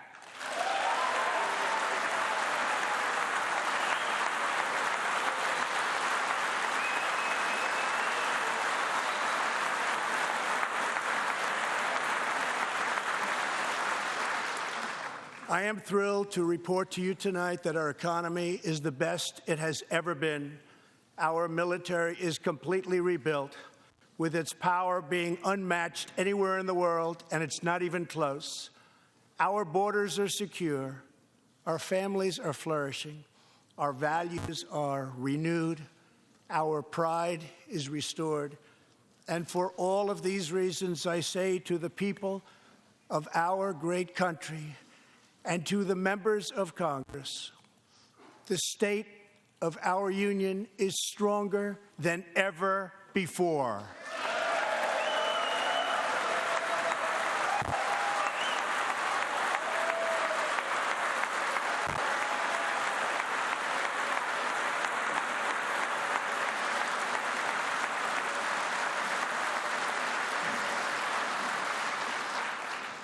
The vision I will lay out this evening demonstrates how we are building the world's most prosperous and inclusive society, one where every citizen can join in America's unparalleled success, and where every community can take part in America's extraordinary rise.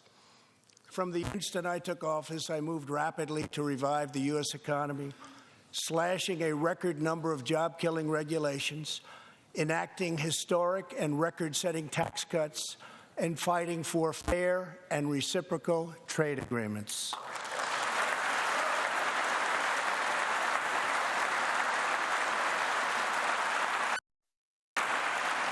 Our agenda is relentlessly pro-worker, pro-family, pro-growth, and most of all, pro-American.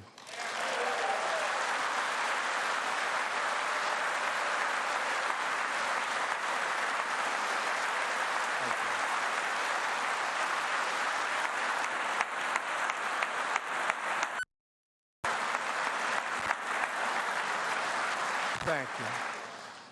We are advancing with unbridled optimism and lifting our citizens of every race, color, religion, and creed very, very high. Since my election, we have created 7 jobs, 5 million more than government experts projected during the previous administration.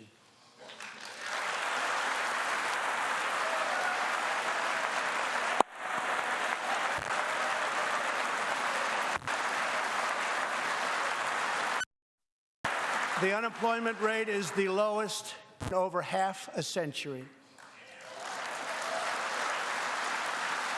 And very incredibly, the average unemployment rate under my administration is lower than any administration in the history of our country.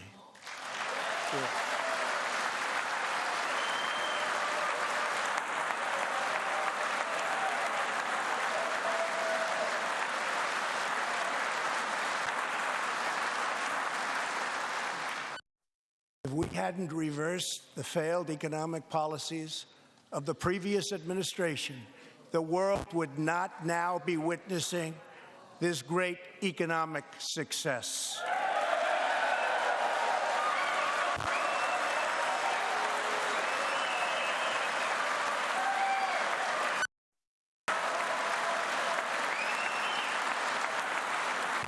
The unemployment rate for African Americans, Hispanic Americans, and Asian Americans has reached the lowest levels in history.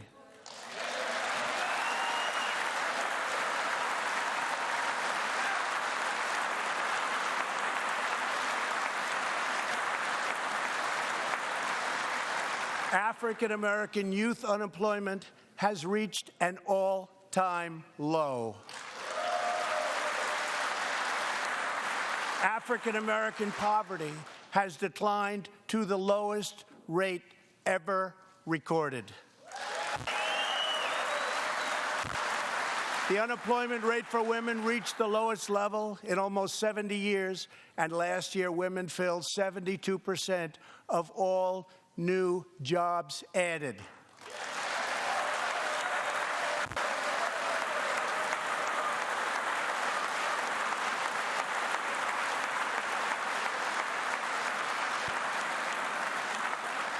The veterans' unemployment rate dropped to a record low.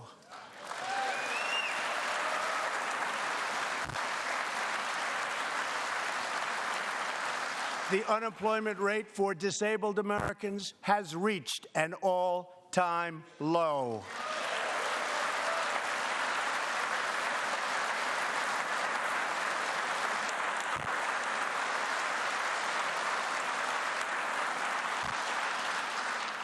Workers without a high school diploma have achieved the lowest unemployment rate recorded in U.S. history.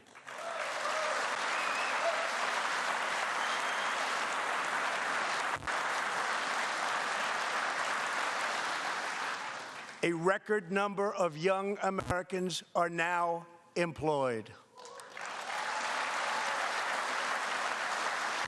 Under the last administration, more than 10 million people were added to the food stamp rolls. Under my administration, 7 million Americans have come off food stamps and 10 million people have been lifted off of welfare.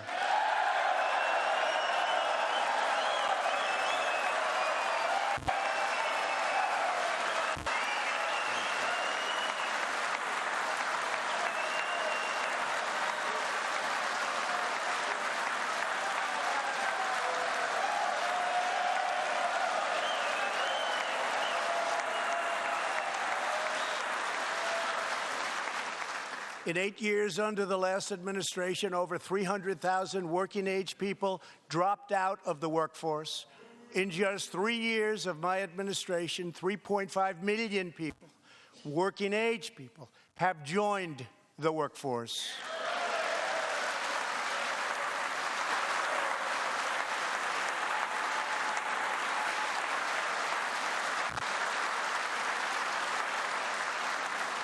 Since my election, the net worth of the bottom half of wage earners has increased by 47%, 3 times faster than the increase for the top 1%.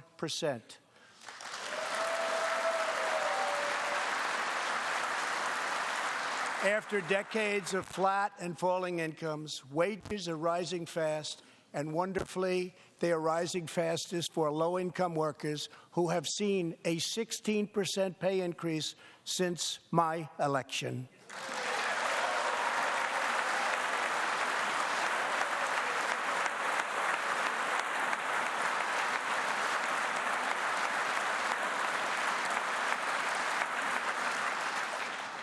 This is a blue-collar boom.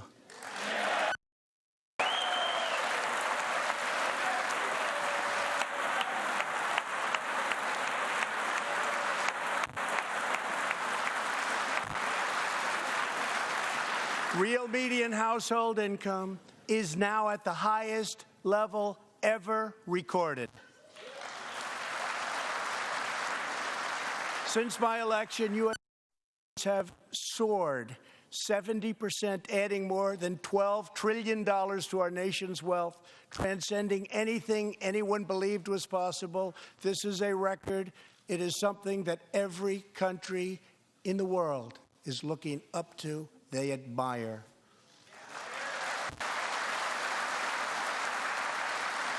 Consumer confidence has reached amazing new highs. All of those millions of people with 401ks and pensions are doing far better than they have ever done before, with increases of 60, 70, 80, 90, and 100% and even more. Jobs and investments are pouring into 9,000 previously neglected neighborhoods thanks to Opportunity Zones, a plan spearheaded by Senator Tim Scott as part of our great Republican tax cuts.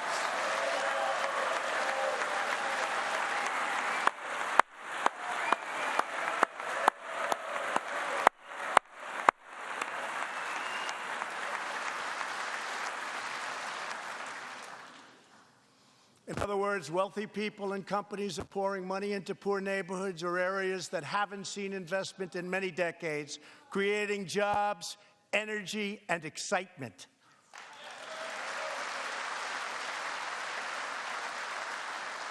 This is the first time that these deserving communities have seen anything like this. It's all working. Opportunity Zones are helping Americans like Army veteran Tony Rankins from Cincinnati, Ohio. After struggling with drug addiction, Tony lost his job, his house, and his family. He was homeless. But then Tony found a construction company that invests in Opportunity Zones. He is now a top tradesman, drug-free, reunited with his family, and he is here tonight. Tony, keep up the great work, Tony.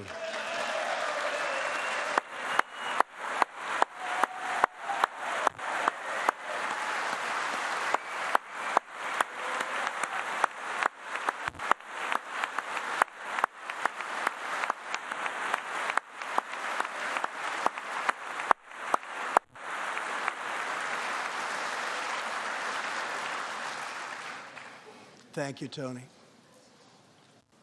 Our roaring economy has, for the first time ever, given many former prisoners the ability to get a great job and a fresh start. This second chance at life is made possible because we passed landmark criminal justice reform into law. Everybody said that criminal justice reform couldn't be done, but I got it done, and the people in this room got it done.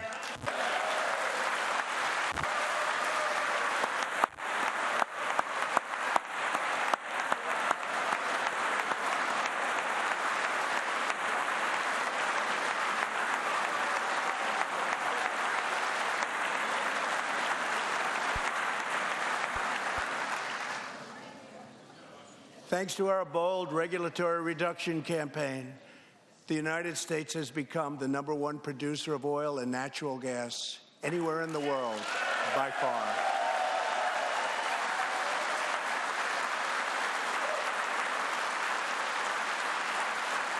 With the tremendous progress we have made over the past 3 years, America is now energy independent, and energy jobs, like so many other elements of our country, are at a record.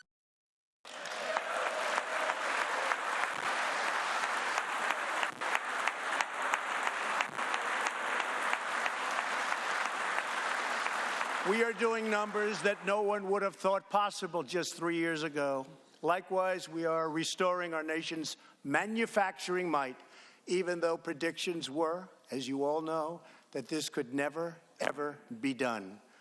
After losing 60,000 factories under the previous 2 administrations, America has now gained 12,000 new factories under my administration, with thousands upon thousands of plants and factories being planned or being built.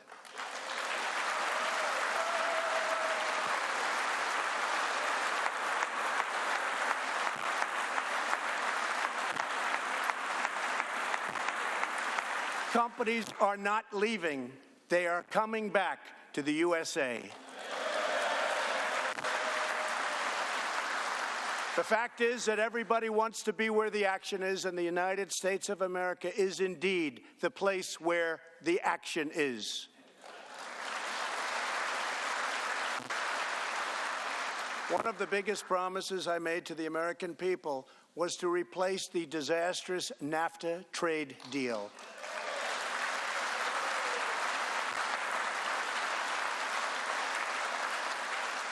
In fact, unfair trade is perhaps the single biggest reason that I decided to run for president. Following NAFTA's adoption, our nation lost 1 in 4 manufacturing jobs. Many politicians came and went, pledging to change or replace NAFTA, only to do so, and then absolutely nothing happened. But unlike so many who came before me, I keep my promises. We did our job.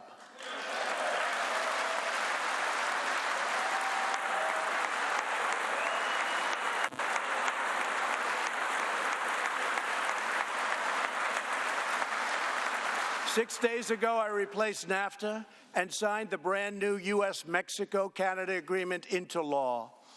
The USMCA will create nearly 100,000 new high-paying American auto jobs and massively boost exports for our farmers, ranchers, and factory workers.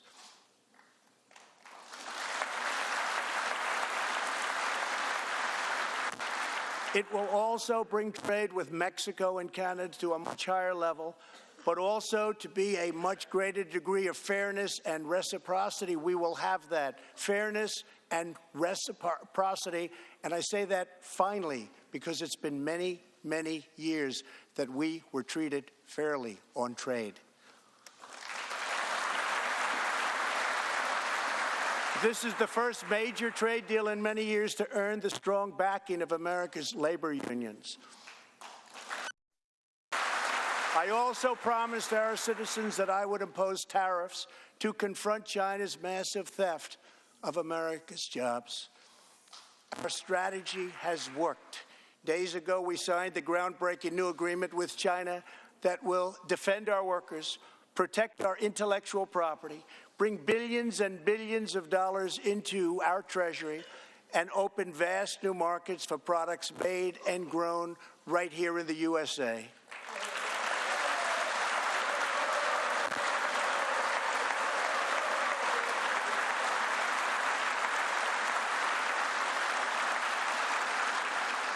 For decades, China has taken advantage of the United States. Now we have changed that. But at the same time, we have perhaps the best relationship we've ever had with China, including with President Xi.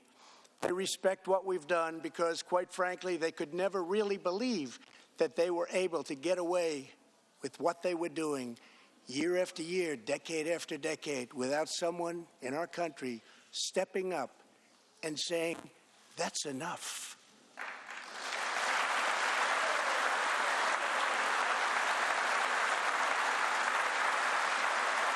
Now we want to rebuild our country, and that's exactly what we're doing. We are rebuilding our country.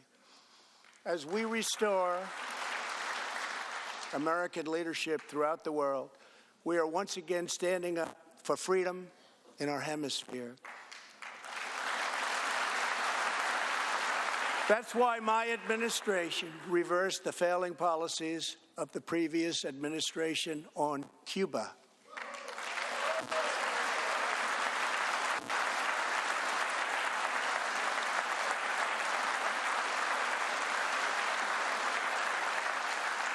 We are supporting the hopes of Cubans, Nicaraguans, and Venezuelans to restore democracy. The United States is leading a 59-nation diplomatic coalition against the socialist dictator of Venezuela, Nicolas Maduro.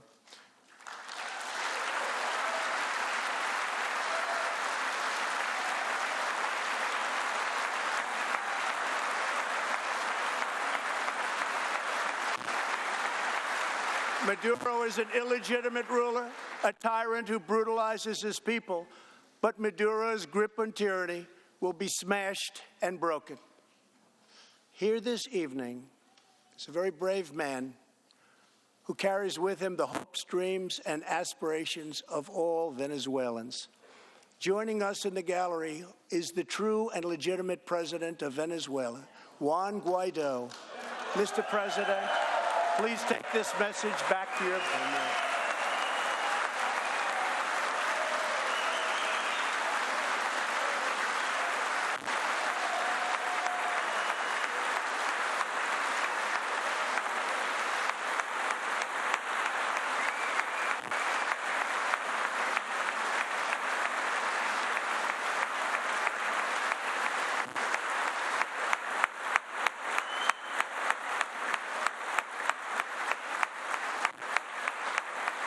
Thank you, Mr. President. Great honor. Thank you very much. Please take this message back that all Americans are united with the Venezuelan people in their righteous struggle for freedom. Thank you very much, Mr. President.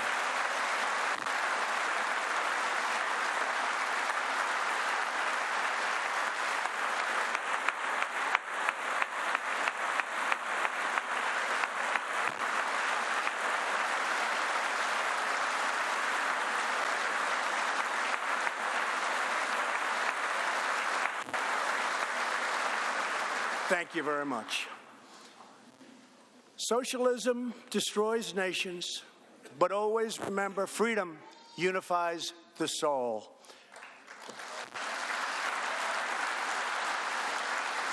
To safeguard American liberty, we have invested a record-breaking $2.2 trillion in the United States military.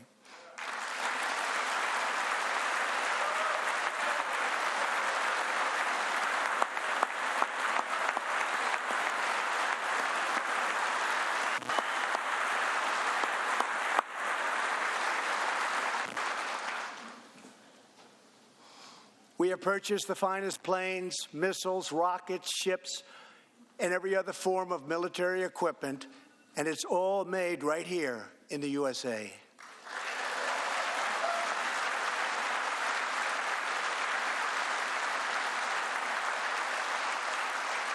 We are also getting our allies, finally, to help pay their fair share.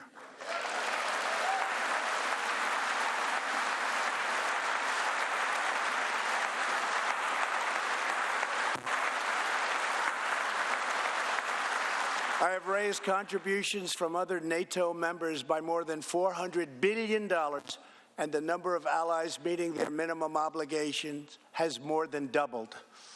And just weeks ago, for the first time since President Truman established the Air Force, more than 70 years earlier, we created a brand new branch of the United States Armed Forces. It's called the Space Force. Very important.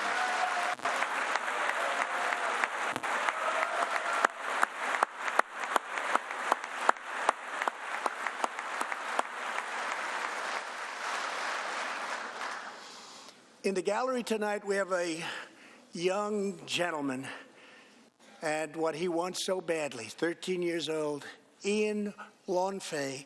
He's an 8th grader from Arizona. Ian, please stand up. Ian has always dreamed of going to space. He was the first in his class and among the youngest at an aviation academy. He aspires to go to the Air Force Academy, and then he has his eye on the Space Force. As Ian says, most people look up at space. I want to look down on the world.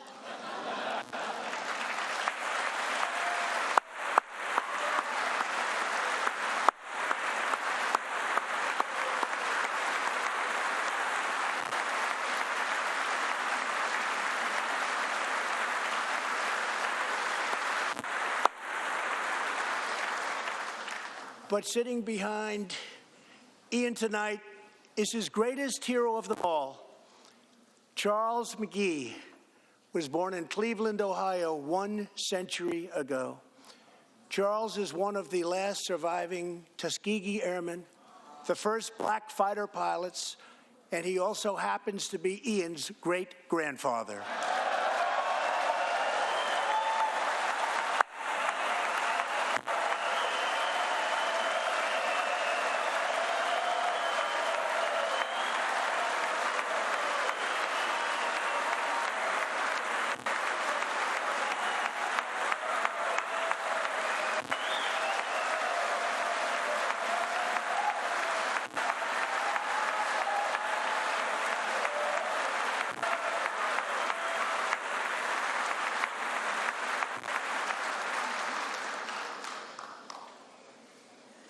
Incredible story. After more than 130 combat missions in World War II, he came back home to a country still struggling for civil rights and went on to serve America in Korea and Vietnam. On December 7th, Charles celebrated his 100th birthday.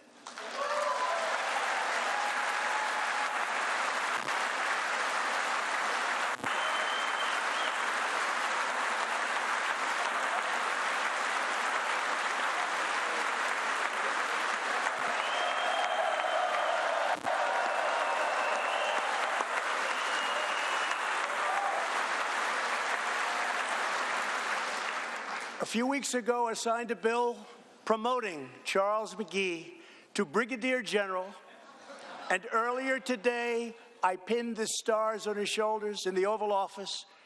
General Mcgee, our nation salutes you. Thank you, sir.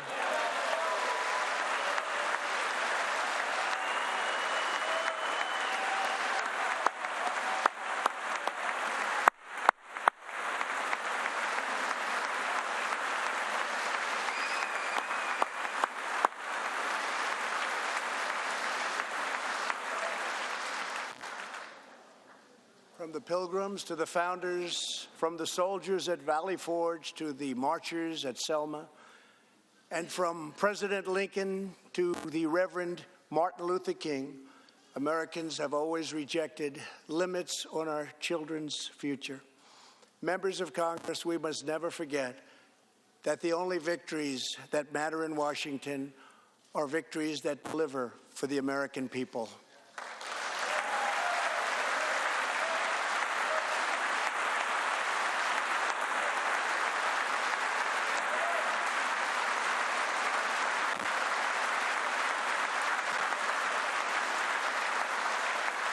The people are the heart of our country. Their dreams are the soul of our country, and their love is what powers and sustains our country. We must always remember that our job is to put America first.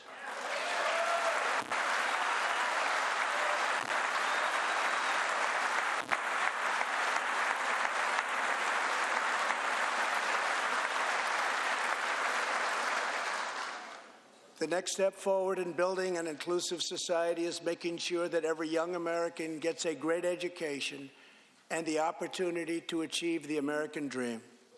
Yet for too long, countless American children have been trapped in failing government schools. To rescue these students, 18 states have created school choice in the form of opportunity scholarships. The programs are so popular that tens of thousands of students remain on a waiting list. One of those students is Janiyah Davis, a fourth grader from Philadelphia. Janiyah.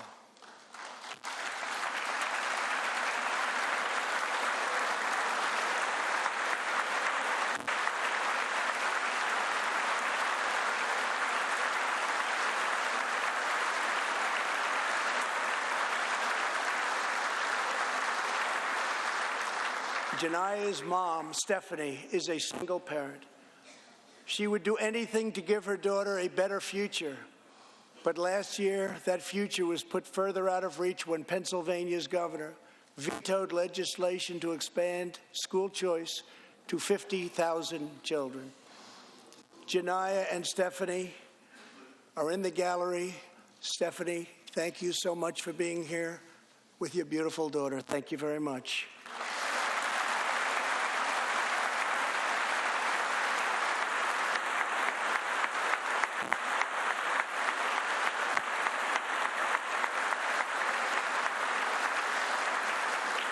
But Janai, I have some good news for you, because I am pleased to inform you that your long wait is over.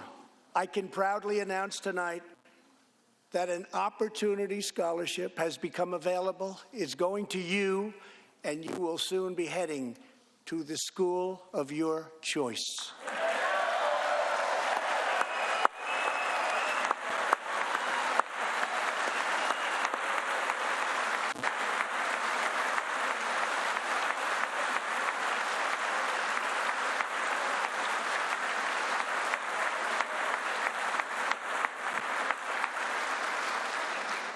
Now I call on Congress to give 1 million American children the same opportunity Janaya has just received.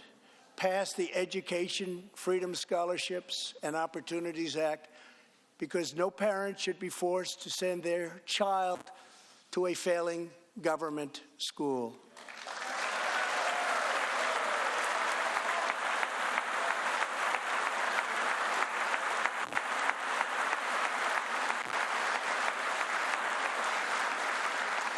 Every young person should have a safe and secure environment in which to learn and to grow. For this reason, our magnificent First Lady has launched the Be Best initiative to advance a safe, healthy, supportive, and drug-free life for the next generation, online, in school, and in our communities. Thank you, Melania, for your extraordinary love and profound care for America's children. Thank you very much.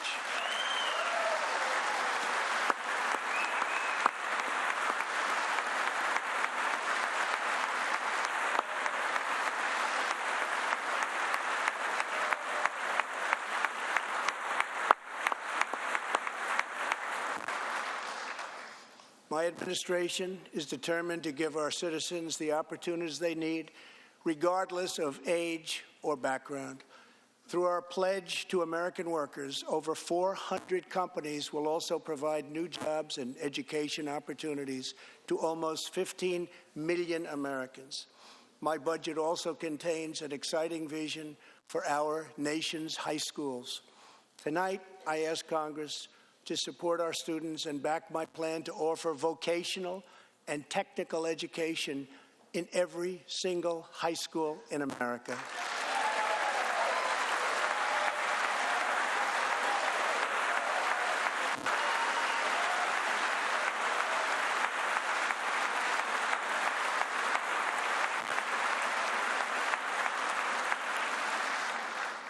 To expand equal opportunity, I am also proud that we achieved record and permanent funding for our nation's historically black colleges and universities.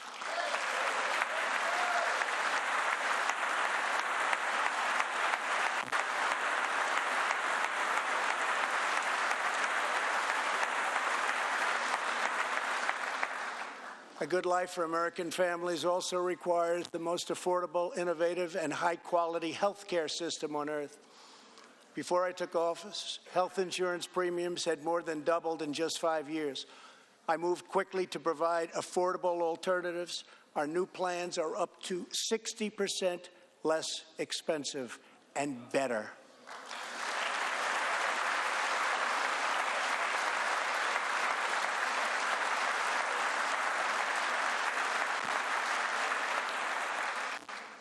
I've also made an ironclad pledge to American families. We will always protect patients with pre-existing conditions.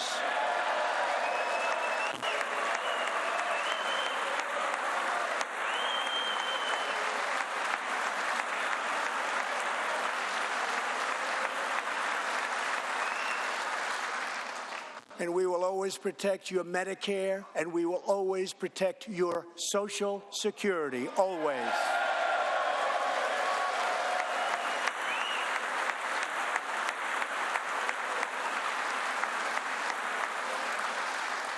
The American patient should never be blindsided by medical bills. That is why I signed an executive order requiring price transparency.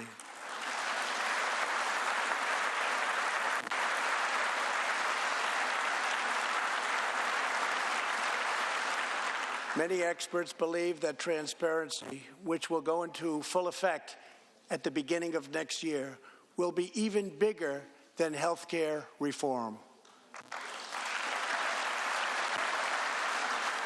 It will save families massive amounts of money for substantially better care. But as we work to improve Americans' health care, there are those who want to take away your health care, take away your doctor, and abolish private insurance entirely. 132 lawmakers in this room have endorsed legislation to impose a socialist takeover of our health care system, wiping out the private health insurance plans of 180 million very happy Americans. To those watching at home tonight, I want you to know we will never let socialism destroy American health care.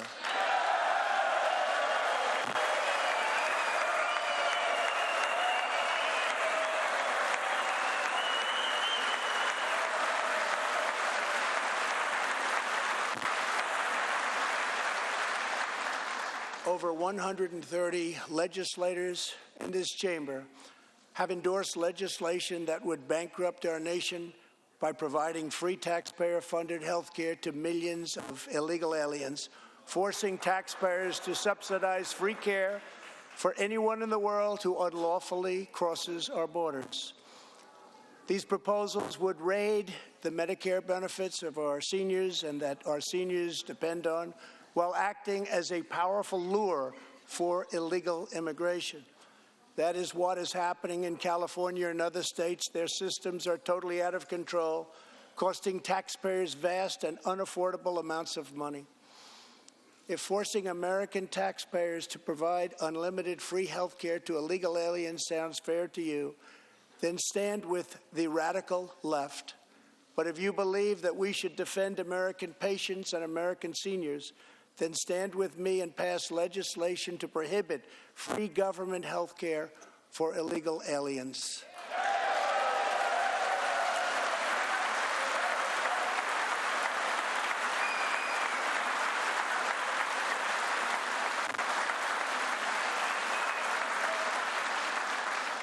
This will be a tremendous boon to our already very strongly guarded southern border, where, as we speak, a long, tall, and very powerful wall is being built.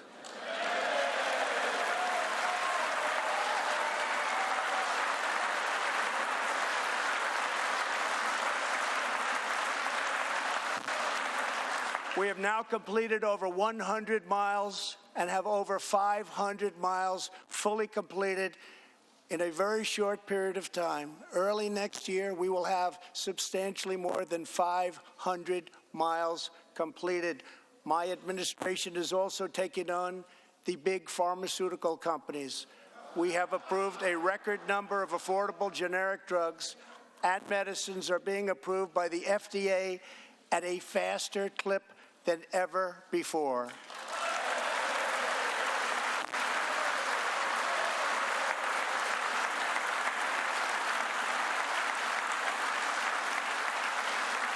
And I was pleased to announce last year that for the first time in 51 years, the cost of prescription drugs actually went down.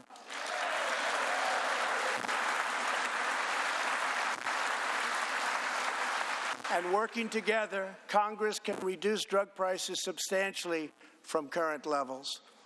I've been speaking to Senator Chuck Grassley of Iowa and others in Congress in order to get something on drug pricing done, and done quickly and properly. I'm calling for bipartisan legislation that achieves the goal of dramatically lowering prescription drug prices. Get a bill on my desk and I will sign it into law immediately.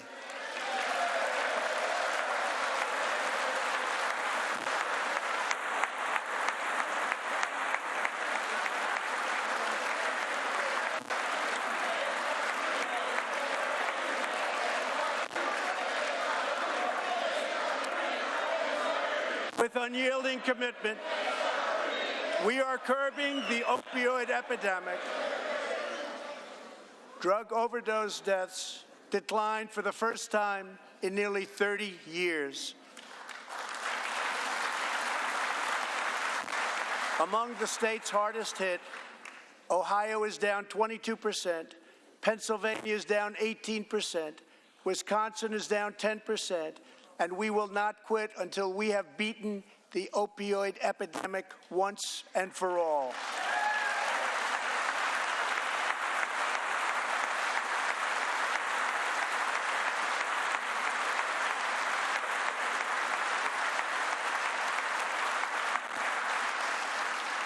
Protecting Americans' health also means fighting infectious diseases. We are coordinating with the Chinese government and working closely together on the coronavirus outbreak in China. My administration will take all necessary steps to safeguard our citizens from this threat. We have launched ambitious new initiatives to substantially improve care for Americans with kidney disease, Alzheimer's, and those struggling with mental health. And because Congress was so good as to fund my request, new cures for childhood cancer, and we will eradicate the AIDS epidemic in America by the end of this decade.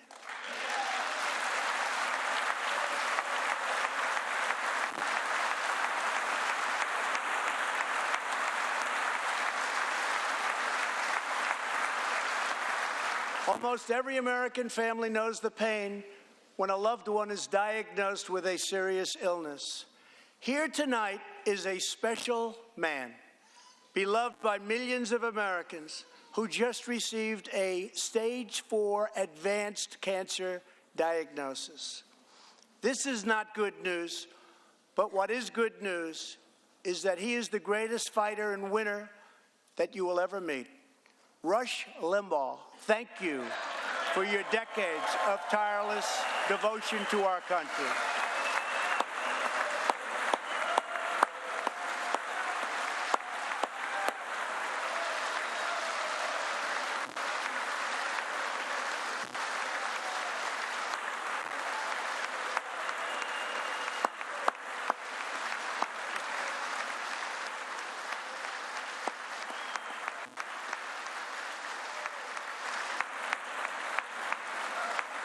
And Rush, in recognition of all that you have done for our nation, the millions of people a day that you speak to and that you inspire, and all of the incredible work that you have done for charity, I am proud to announce tonight that you will be receiving our country's highest civilian honor, the Presidential Medal of Freedom.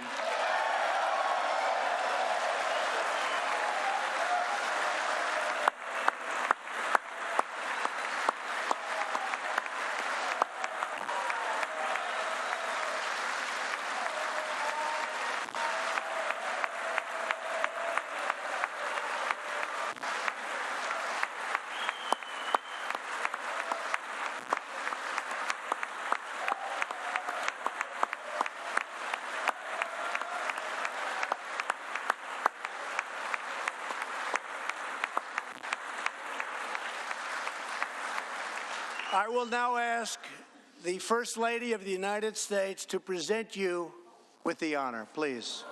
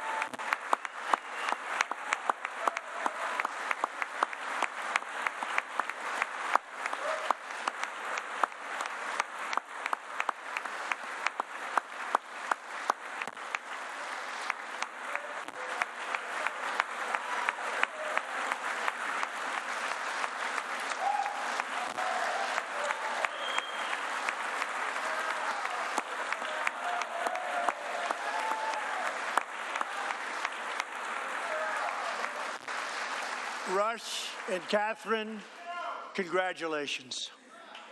Thank you, Catherine. As we pray for all who are sick we know that America is constantly achieving new medical breakthroughs. In 2017, doctors at St. Luke's Hospital in Kansas City delivered one of the earliest premature babies ever to survive. Born at just 21 weeks and 6 days and weighing less than a pound, Ellie Schneider was a born fighter.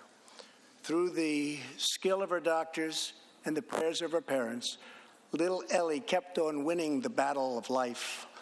Today, Ellie is a strong, healthy 2-year-old girl sitting with her amazing mother, Robin. In the gallery, Ellie and Robin, we are glad to have you with us tonight.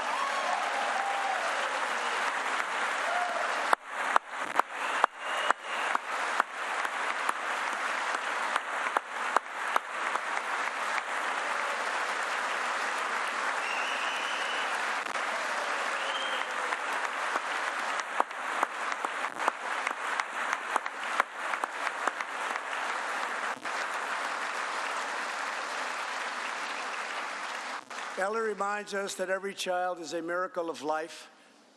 And thanks to modern medical wonders, 50% of very premature babies delivered at the hospital where Ellie was born now survive. It's an incredible thing. Thank you very much. Our goal should be to ensure that every baby has the best chance to thrive and grow just like Ellie. That is why I'm asking Congress to provide an additional $50 million to fund neonatal research for America's youngest patients.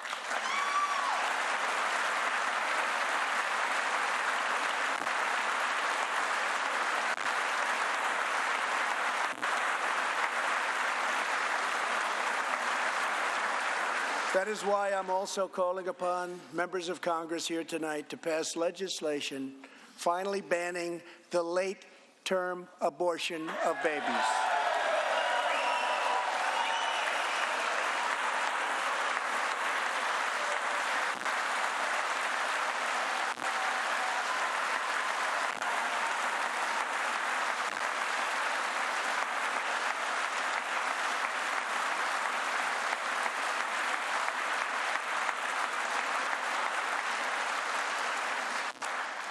Whether we are Republican, Democrat, or Independent, surely we must all agree that every human life is a sacred gift from God.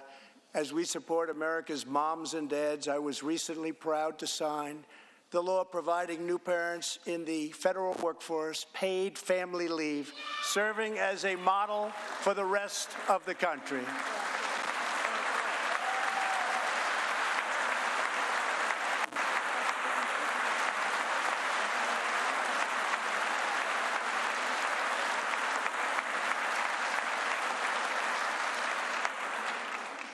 Now I call on Congress to pass the Bipartisan Advancing Support for Working Families Act, extending family leave to mothers and fathers all across our nation.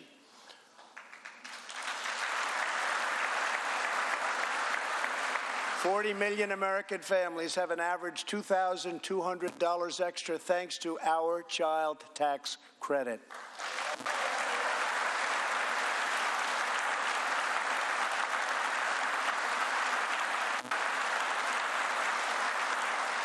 I've also overseen historic funding increases for high-quality child care, enabling 17 states to help more children, many of which have reduced or eliminated their wait lists altogether.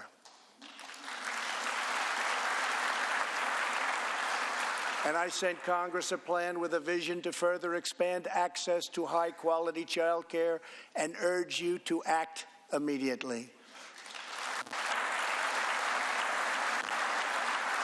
To protect the environment, days ago I announced that the United States will join the 1 Trillion Trees Initiative, an ambitious effort to bring together government and private sector to plant new trees in America and all around the world.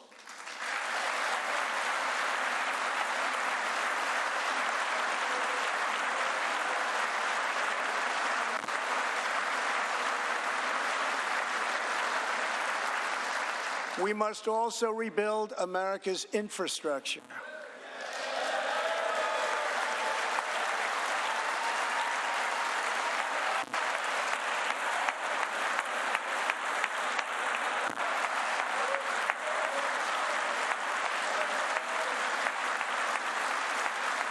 I ask you to pass Senator John Barrasso's highway bill to invest in new roads, bridges, and tunnels all across our land. I'm also committed to ensuring that every citizen can have access to high-speed internet, including and especially in rural America.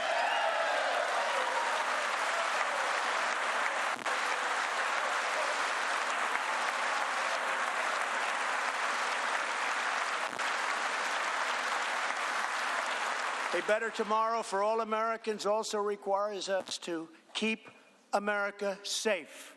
That means supporting the men and women of law enforcement at every level, including our nation's heroic ICE officers.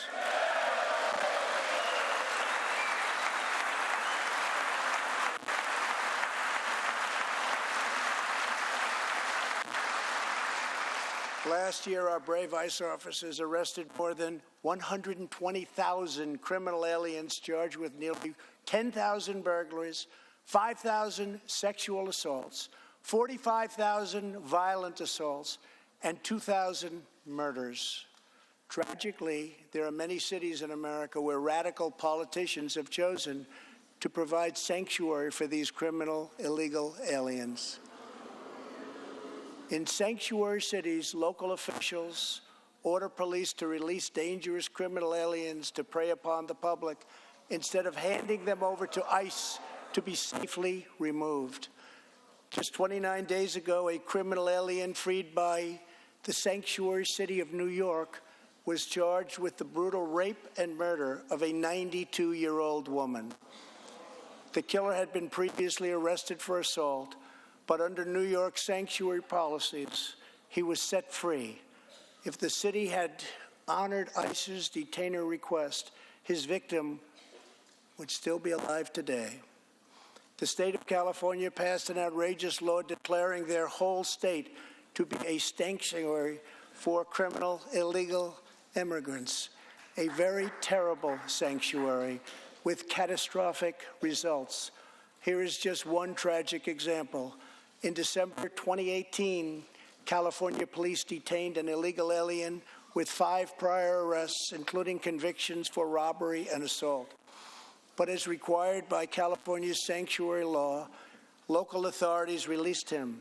Days later, the criminal alien went on a gruesome spree of deadly violence. He viciously shot one man going about his daily work.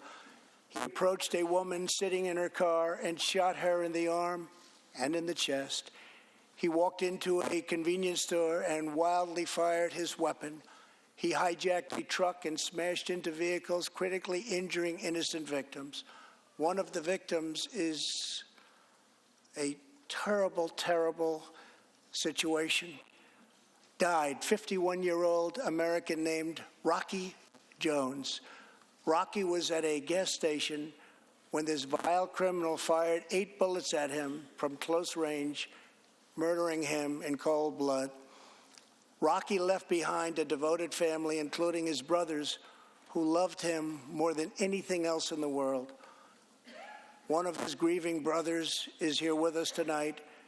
Jody, would you please stand? Jody, thank you.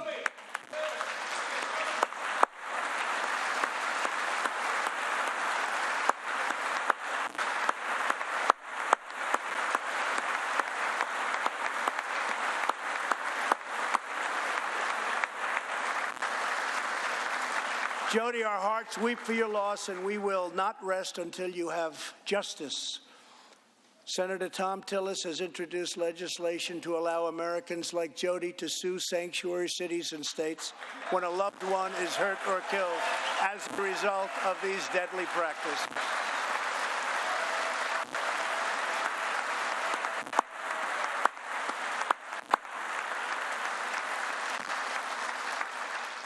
I ask Congress to pass the Justice for Victims of Sanctuary Cities Act immediately. The United States of America should be a sanctuary for law-abiding Americans, not criminal aliens.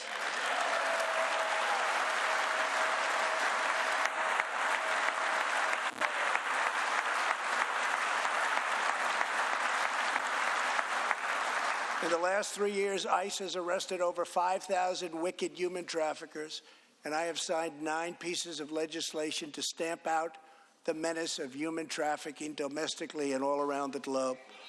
My administration has undertaken an unprecedented effort to secure the southern border of the United States.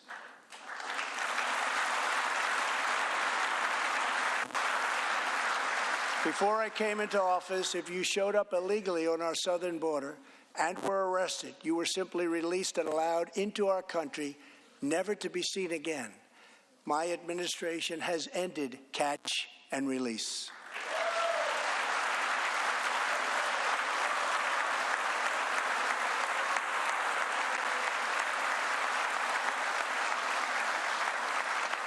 If you come illegally, you will now be promptly removed from our country.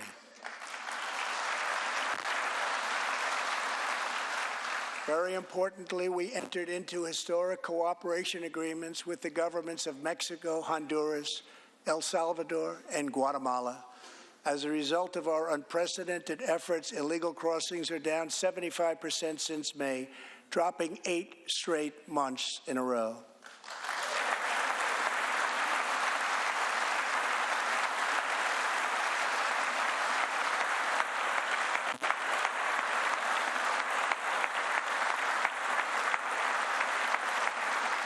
And as the wall rapidly goes up, drug seizures rise, and the border crossings are going down and going down very rapidly. Last year, I traveled to the border in Texas and met Chief Patrol Agent Raul Ortiz. Over the last 24 months, Agent Ortiz and his team have seized more than 200,000 pounds of poisonous narcotics, arrested more than 3,000 human smugglers, and rescued more than 2,000 migrants. Days ago, Agent Ortiz was promoted to Deputy Chief of Border Patrol, and he joins us tonight. Chief Ortiz, please stand.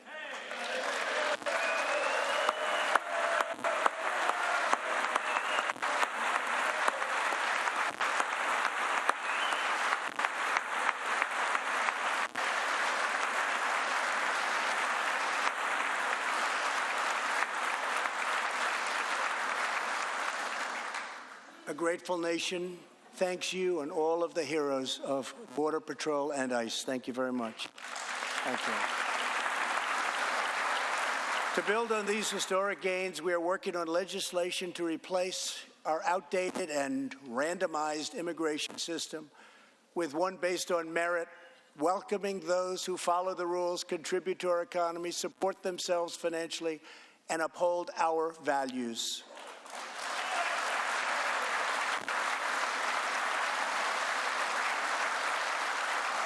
With every action, my administration is restoring the rule of law and reasserting the culture of American freedom.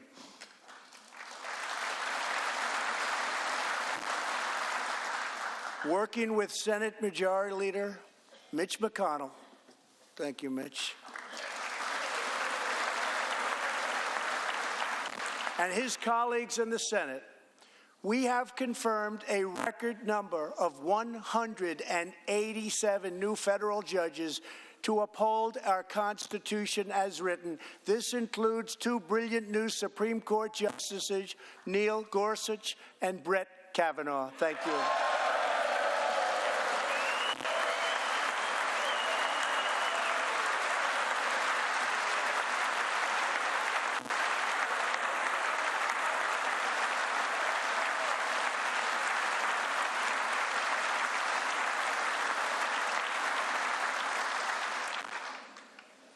And we have many in the pipeline.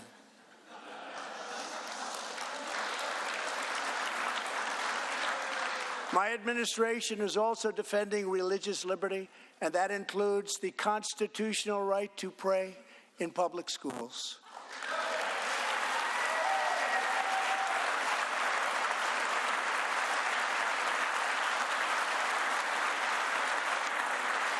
In America, we don't punish prayer. We don't tear down crosses. We don't ban symbols of faith. We don't muzzle preachers and pastors. In America, we celebrate faith.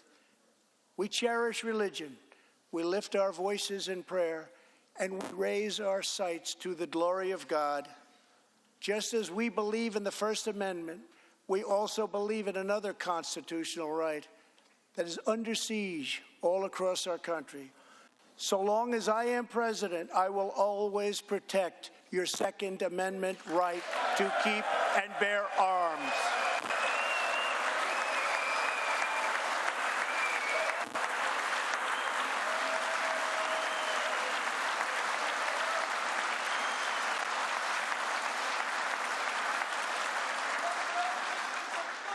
In reaffirming our heritage as a free nation, we must remember that America has always been a frontier nation.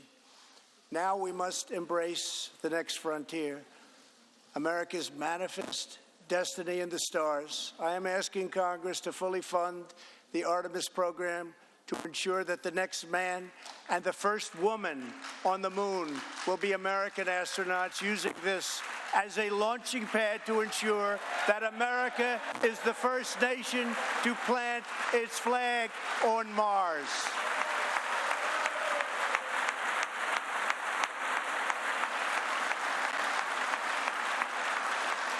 My administration is also strongly defending our national security and combating radical Islamic terrorism.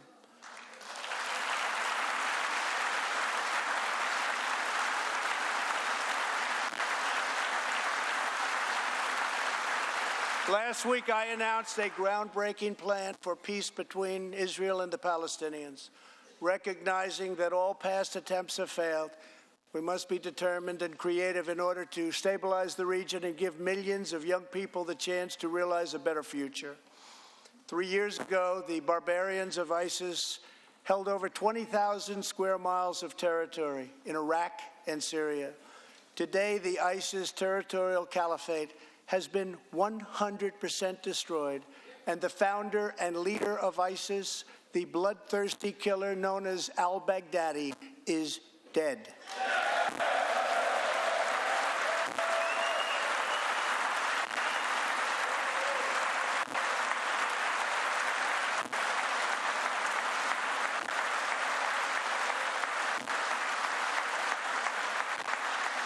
We are joined this evening by Carl and Marcia Mueller. After graduating from college, their beautiful daughter, Carla, became a humanitarian aid worker. She once wrote, "Some people find God in church, some people find God in nature, some people find God in love. I find God in suffering. I've known for some time what my life's work is, using my hands as tools to relieve suffering." In 2013, while caring for suffering civilians in Syria, Kayla was kidnapped, tortured, and enslaved by ISIS and kept as a prisoner of al-Baghdadi himself. After more than 500 horrifying days of captivity, al-Baghdadi murdered young, beautiful Kayla. She was just 26 years old. On the night that U.S. Special Forces operations ended al-Baghdadi's miserable life, the chairman of the Joint Chiefs of Staff, General Mark Milley, received a call in the Situation Room. He was told that the brave men of the elite Special Forces team that so perfectly carried out the operation had given their mission a name, Task Force 814. It was a reference to a special day, August 14th, Kayla's birthday. Carl and Marcia, America's warriors, never forgot Kayla, and neither will we. Thank you.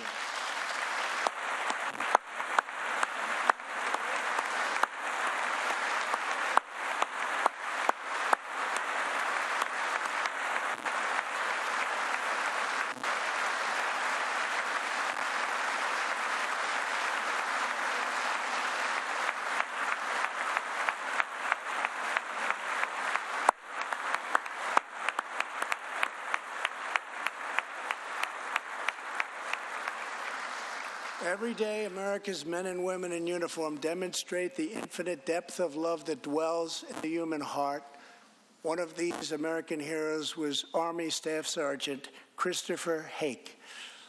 On his second deployment to Iraq in 2008, Sergeant Hake wrote a letter to his one-year-old son, Gage. "I will be with you again," he wrote to Gage.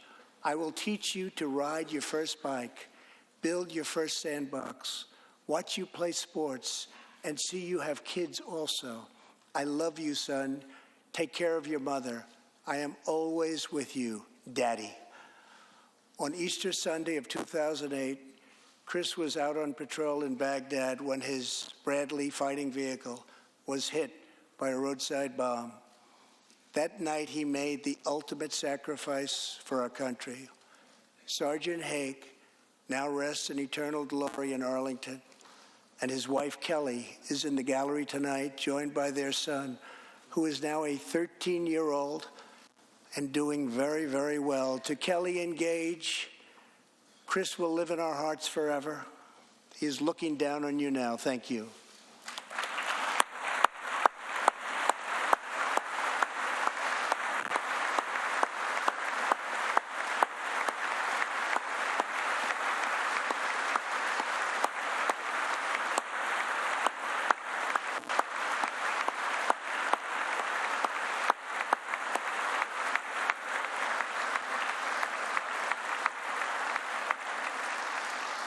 Thank you very much. Thank you both very much.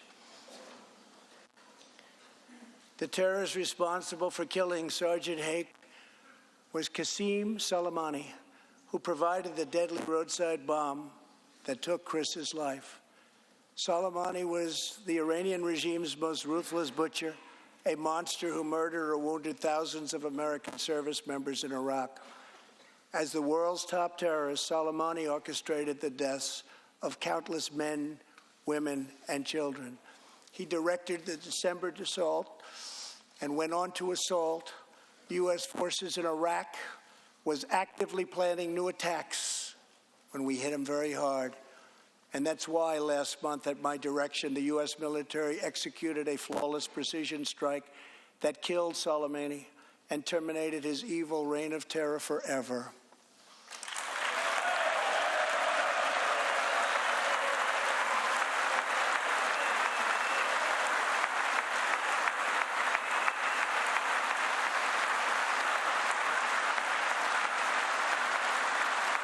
Our message to the terrorists is clear.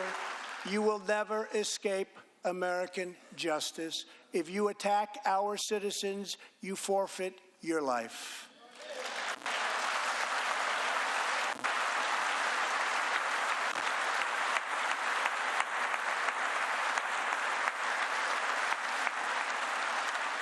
In recent months, we have seen proud Iranians raise their voices against their oppressive rulers. The Iranian regime must abandon its pursuit of nuclear weapons, stop spreading terror, death, and destruction, and start working for the good of its own people. Because of our powerful sanctions, the Iranian economy is doing very, very poorly. We can help them make a very good and short-time recovery. It can all go very quickly, but perhaps they are too proud or too foolish to ask for that help. We are here. Let's see which road they choose. It is totally up to them.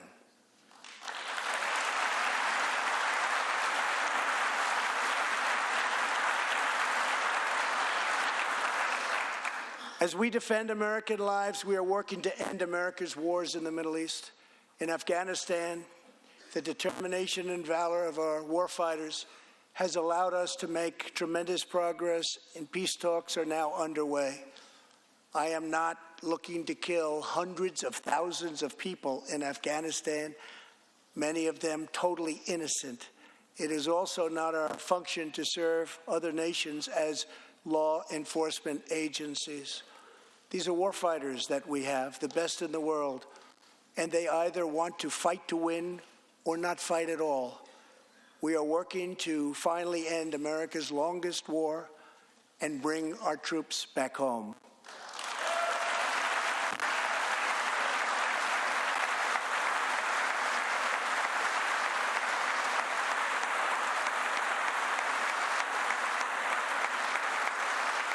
War places a heavy burden on our nation's extraordinary military families, especially spouses like Amy Williams from Fort Bragg, North Carolina, and her 2 children, 6-year-old Eliana and 3-year-old Rowan. Amy works full-time and volunteers countless hours helping other military families. For the past 7 months, she has done it all while her husband, Sergeant First Class Townsend Williams, is in Afghanistan on his 4th deployment in the Middle East. Amy's kids haven't seen their father's face in many months. Amy, your family's sacrifice makes it possible for all of our families to live in safety and in peace, and we want to thank you. Thank you, Amy.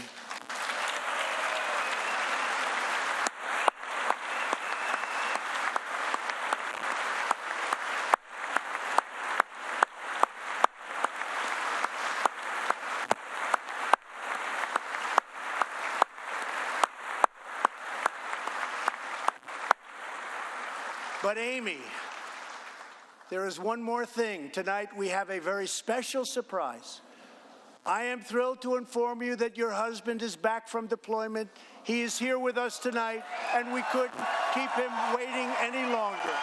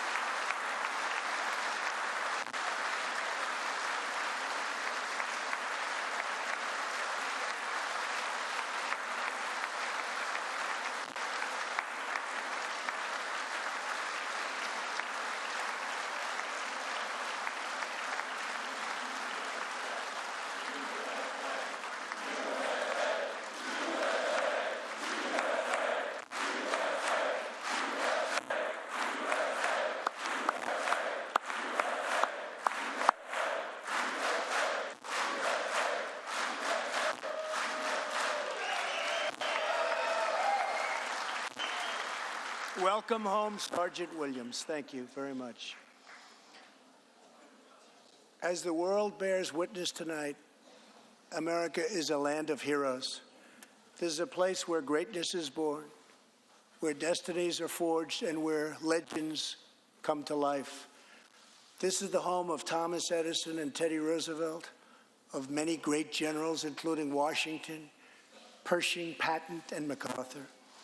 This is the home of Abraham Lincoln, Frederick Douglass, Amelia Earhart, Harriet Tubman, the Wright brothers, Neil Armstrong, and so many more. This is the country where children learn names like Wyatt Earp, Davy Crockett, and Annie Oakley. This is the place where the Pilgrims landed at Plymouth and where Texas patriots made their last stand at the Alamo.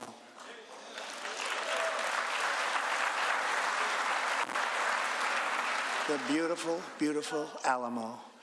The American nation was carved out of the vast frontier by the toughest, strongest, fiercest, and most determined men and women ever to walk on the face of the earth. Our ancestors braved the unknown, tamed the wilderness, settled the Wild West, lifted millions from poverty, disease, and hunger, vanquished tyranny and fascism, ushered the world to new heights of science and medicine, laid down the railroads, dug out the canals, raised up the skyscrapers, and ladies and gentlemen, our ancestors built the most exceptional republic ever to exist in all of human history, and we are making it greater than ever before.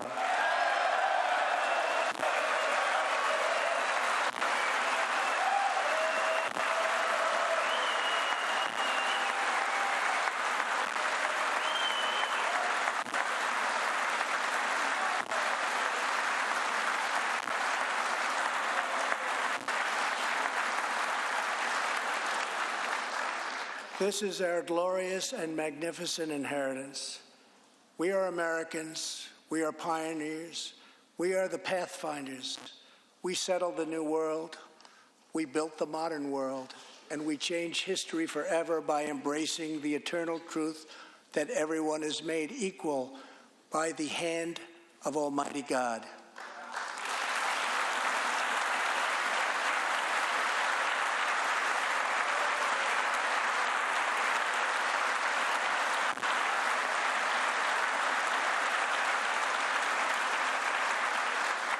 America is the place where anything can happen. America is the place where anyone can rise. And here, on this land, on this soil, on this continent, the most incredible dreams come true. This nation is our canvas, and this country is our masterpiece. We look at tomorrow and see unlimited frontiers just waiting to be explored. Our brightest discoveries are not yet known. Our most thrilling stories are not yet told. Our grandest journeys are not yet made. The American age, the American epic, the American adventure has only just begun. Our spirit is still young. The sun is still rising. God's grace is still shining. And my fellow Americans, the best is yet to come. Thank you, God bless you, and God bless America. Thank you very much.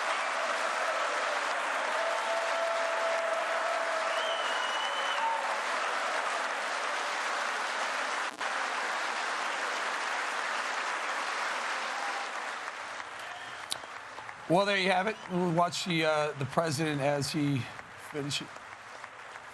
finishing this speech. He's clapping. He's going to look at the Democrats in the white. You know, so you see them trying to escape. They're like getting out of there before Trump even leaves. This is the best part here, though. This is fun watching what happens on the way out. Sees the generals, shakes their hand.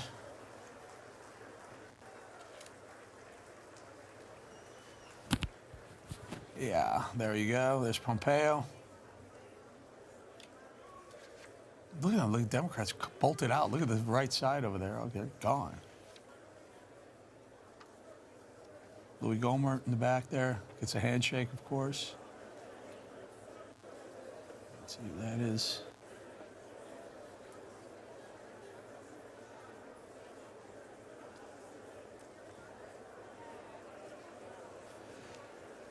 So there were you know, a lot of fun moments in the speech, and we're gonna pull up a couple of those moments.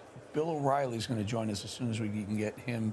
He was watching the speech. As soon as we can get him mic'd up in front of the camera, he's going to join us to take us through his assessment of what he saw, and what he expected, and what happened, and what didn't happen.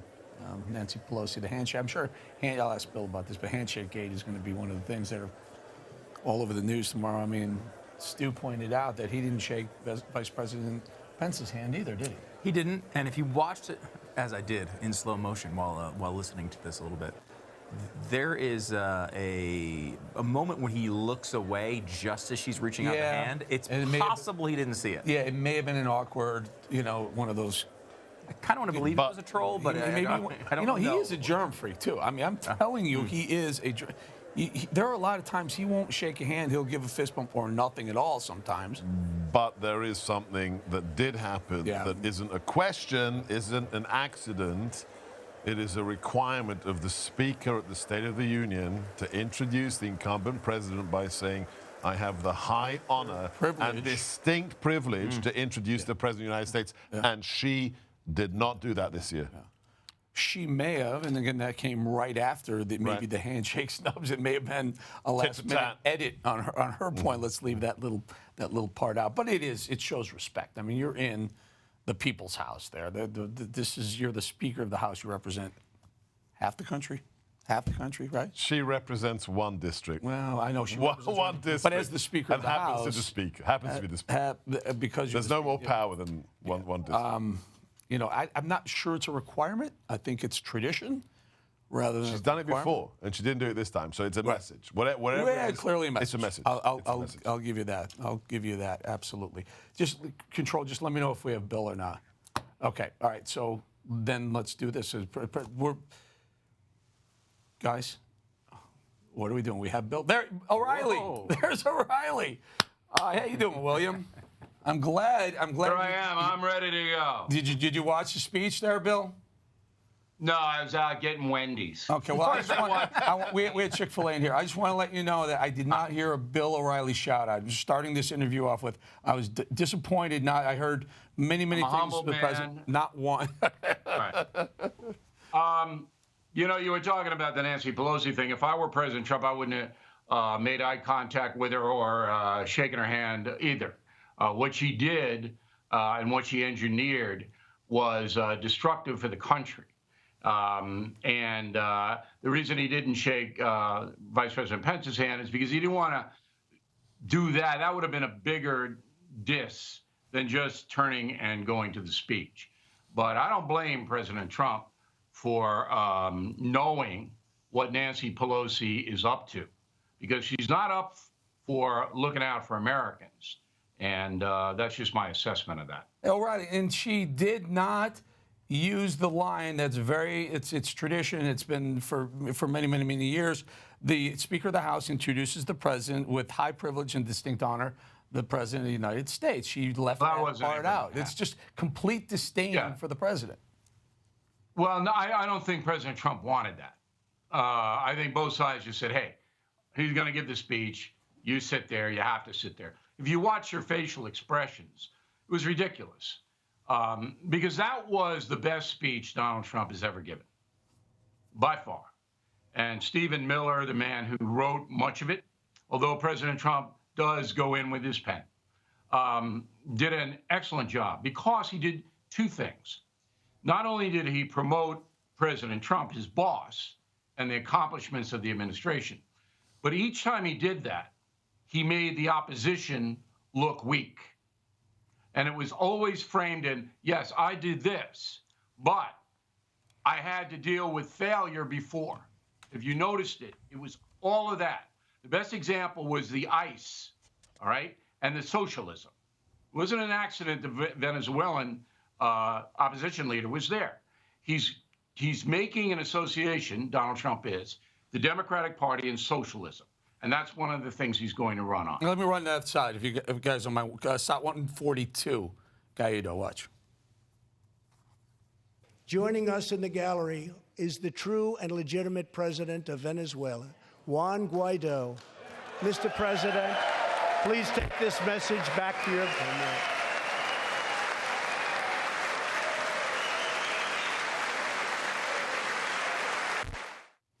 So, Riley, that's a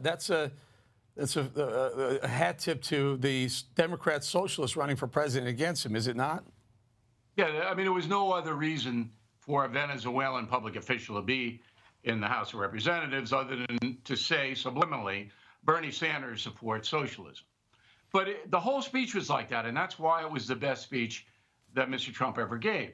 So they start out with African Americans, heavily on that. General Mcgee, 100-year-old airman in World War II, amazing story, and his great-grandson. Then they go into the Hispanics who have helped, so he's going down all the demographic lists, and then he gets into Rush Limbaugh, which mobilizes Donald Trump's base, and then he goes for the reunion of the Afghan sergeant, Army sergeant, with his wife and two little children. Mm-hmm. So every segment of the speech put the president in a good light and put the opposition party in a bad light. Let me do this, Bill. Let me do this. Allow me to do this. A couple of points that you noted. We took the similar notes. We found similar areas of that speech very important. For SOT 145, crew, let's look at Ian and Grandpa General Mcgee. Ian Lawnfay. He's an 8th grader from Arizona. Ian, please stand up. Ian has always dreamed of going to space. He was the first in his class and among the youngest at an aviation academy. Sitting behind Ian tonight is his greatest hero of them all, Charles Mcgee was born in Cleveland, Ohio, 1 century ago. Charles is one of the last surviving Tuskegee Airmen, the first black fighter pilots, and he also happens to be Ian's great-grandfather.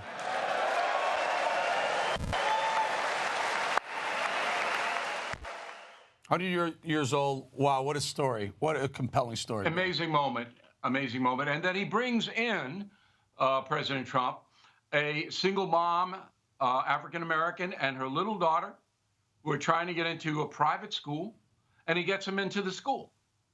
And then he brings in the wife and 2 little kids, and then they're joined by the sergeant, just back from Afghanistan. She had no idea. So it's one storyline after the other, but perhaps the toughest storyline was the brother of the person killed, Rocky, in California by a sanctuary city policy. And he brings the brother in who's crying. And what does that say? It says that the opposition party, the Democrats, support sanctuary policies. So for every positive presented to the American people, the negative is on the opposition party. It was a brilliant, choreographed presentation for 1 hour and 20 minutes. Yeah, and no doubt, and as you point out, Stephen Miller, who's been his primary speechwriter throughout, did a masterful job of that. Bill, you touched on something that kind of, a good friend of mine, good friend of yours, I assume, the whole situation going on with Rush, where he announced to the world yesterday that he has stage 4 lung cancer. It was in a moment. This is a bit of about a minute-long soundbite, so bear with us. We want to replay that if you don't mind. Watch. Here tonight is a special man, beloved by millions of Americans, who just received a stage 4 advanced cancer diagnosis. Rush Limbaugh, thank you for your decades of tireless devotion to our country. Rush, in recognition of all that you have done for our nation, the millions of people a day that you speak to and that you inspire, and all of the incredible work that you have done for charity, I am proud to announce tonight that you will be receiving our country's highest civilian honor, the Presidential Medal of Freedom.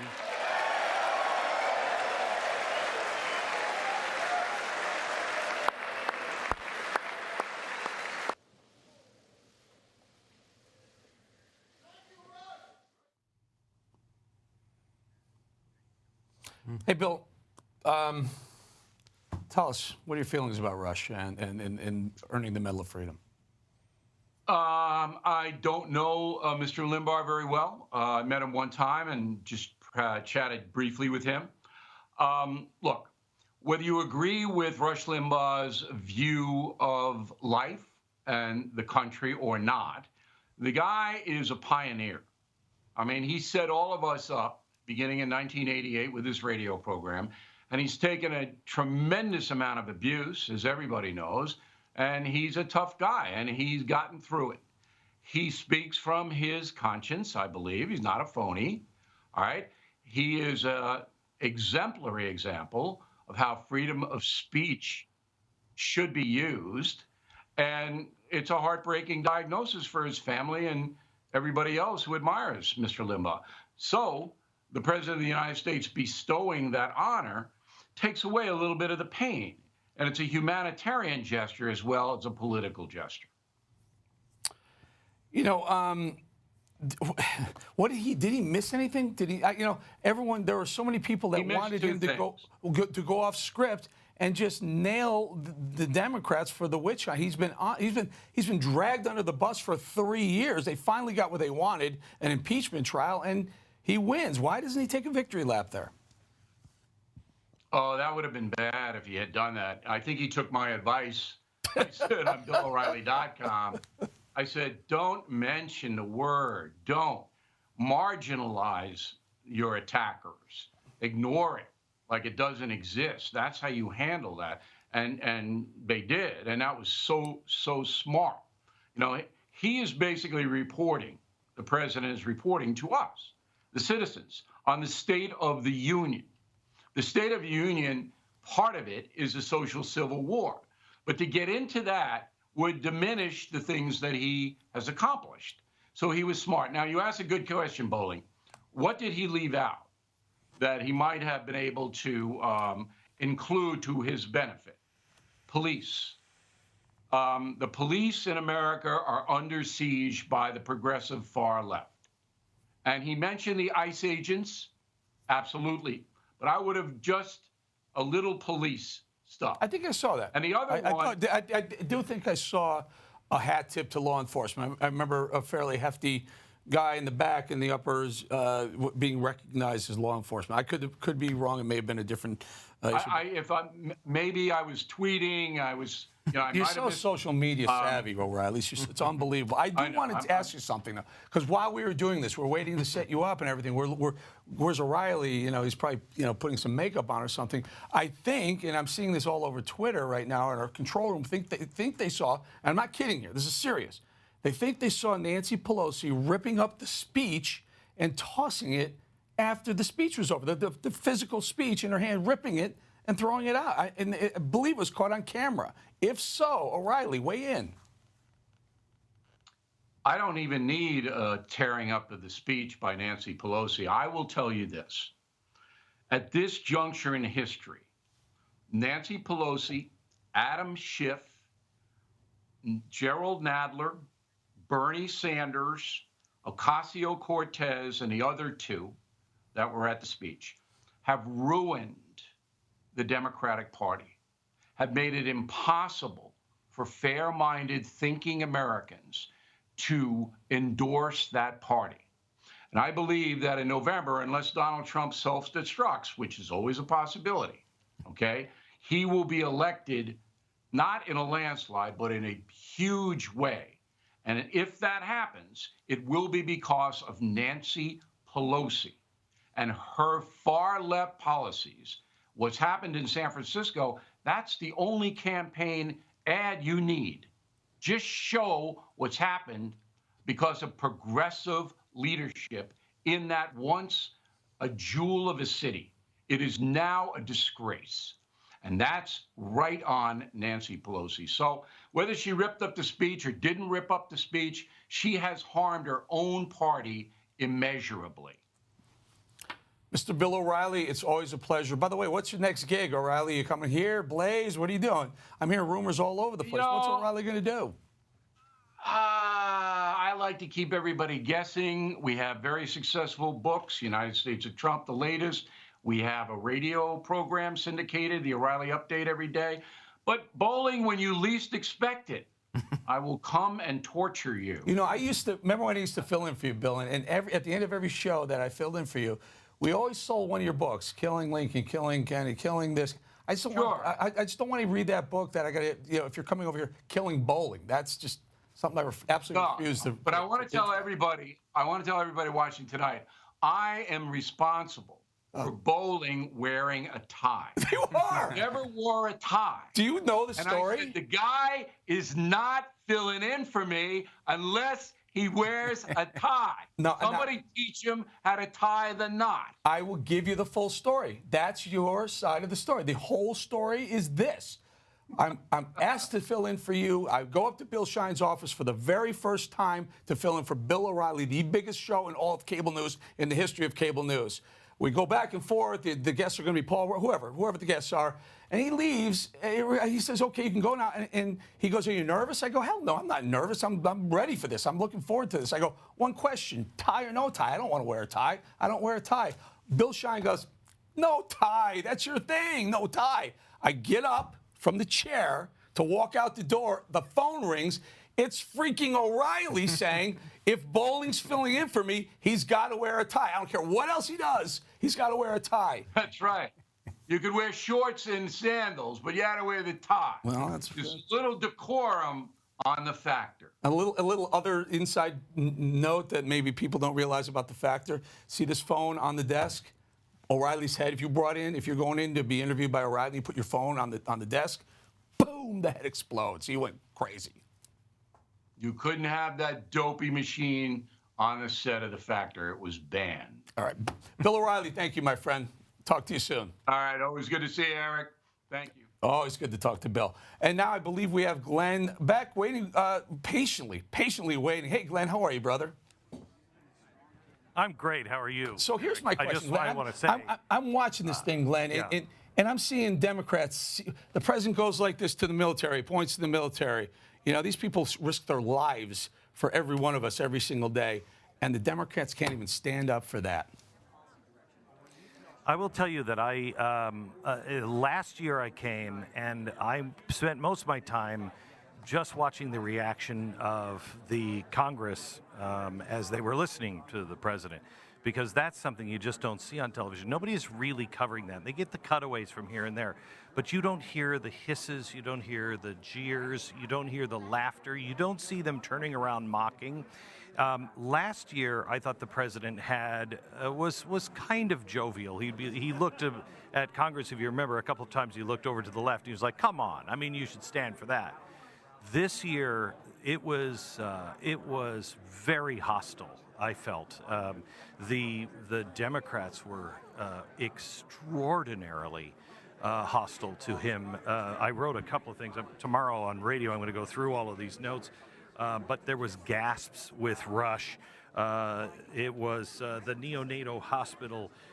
The left wouldn't. They stood for that, but then as soon as he tied it into short-term or late-term abortion, they hissed, cheered, and didn't stand up. When he was talking about the NRA, Sherrod Brown from Ohio got up and left. There was somebody else that yelled at him from the gallery. And they had to be removed. Another congressman that I didn't recognize shouted something out at one point and then walked out. So there were at least 2 walkouts that I saw. Rashid Tlaib and Ilhan Omar were not even paying attention until towards the end. They were laughing and passing the phone back and forth to each other, didn't pay attention at all. At one point, I think it was during the socialism part with the Venezuelan president, did not go over well with them. But at one point, and I'm trying to remember, it was not the soldier coming back, but it was another one of those tender moments.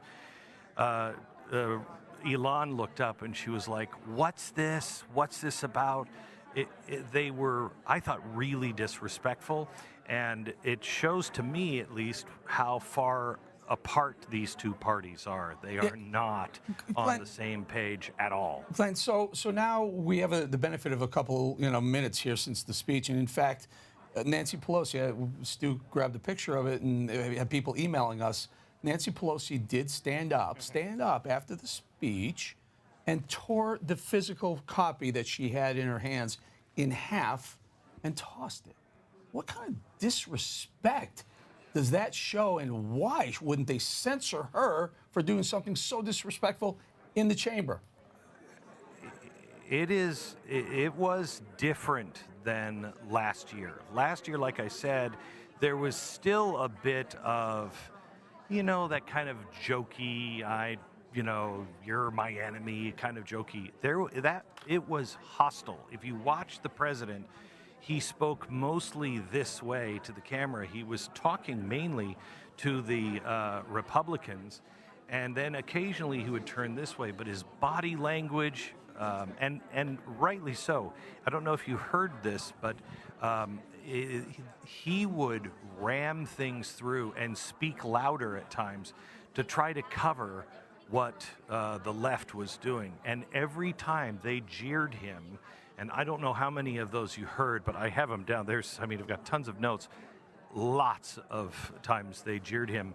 The Republicans cheered even louder. It was a bizarre, uncomfortable room, I thought. It's getting to the point, Parliament, they do that, yell at each other all the time. Glenn, we want to say thank you. And but this was really nasty, Eric. This was really nasty. I thought it was just different this time. I don't know how they're going to heal this rift, but it needs to be it needs to be healed, or people need to go from Congress, because there's no work that's going to be done in a bipartisan fashion. I don't know how there could be when you can't stand on unemployment being the lowest for Hispanics and blacks, when they were jeering the little girl that was going to school for the getting a scholarship, when they mocked all the way along all the things that I think most Americans would like. You may not like school vouchers, but the kid going to a school and being able to have that, you can't even stand.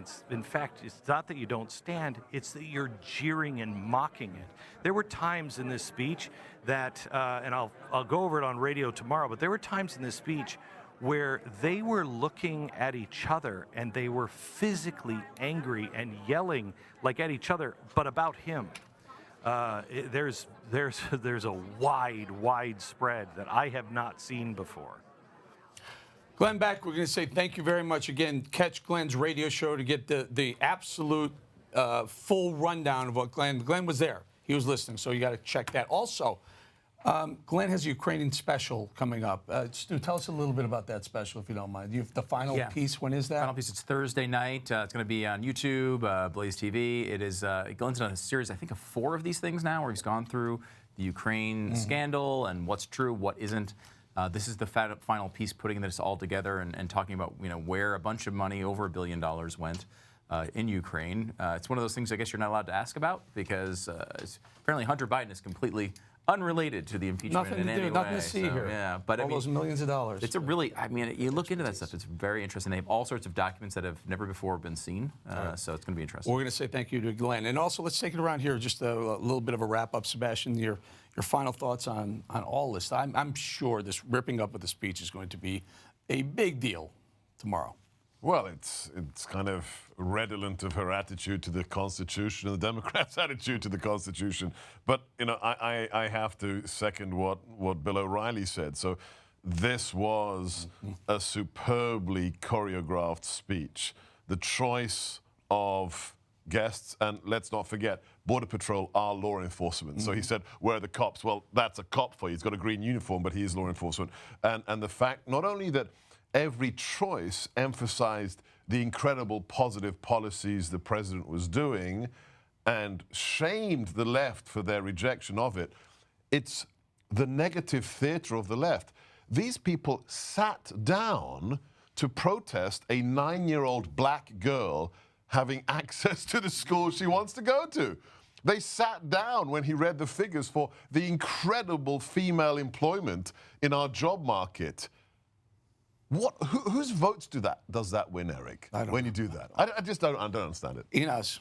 I thought that the best part of the speech was where he would kind of reprise some of the themes of the last State of the Union, and I would call that patriotic pride, right? And bringing in every American, of every race, creed, background, into that beautiful story that is America. I think that is such an important theme. Yes, he's going to run on the economy. Yes, he's going to run on that blue-collar boom he talked about. But this is the heart of the culture war in many ways. It is, can we still have pride in our common history, our common culture, and as Americans, as fellow citizens? And I think that's such an important thing, and I'm glad to see that he keeps highlighting that. I hope he keeps highlighting it through 2020.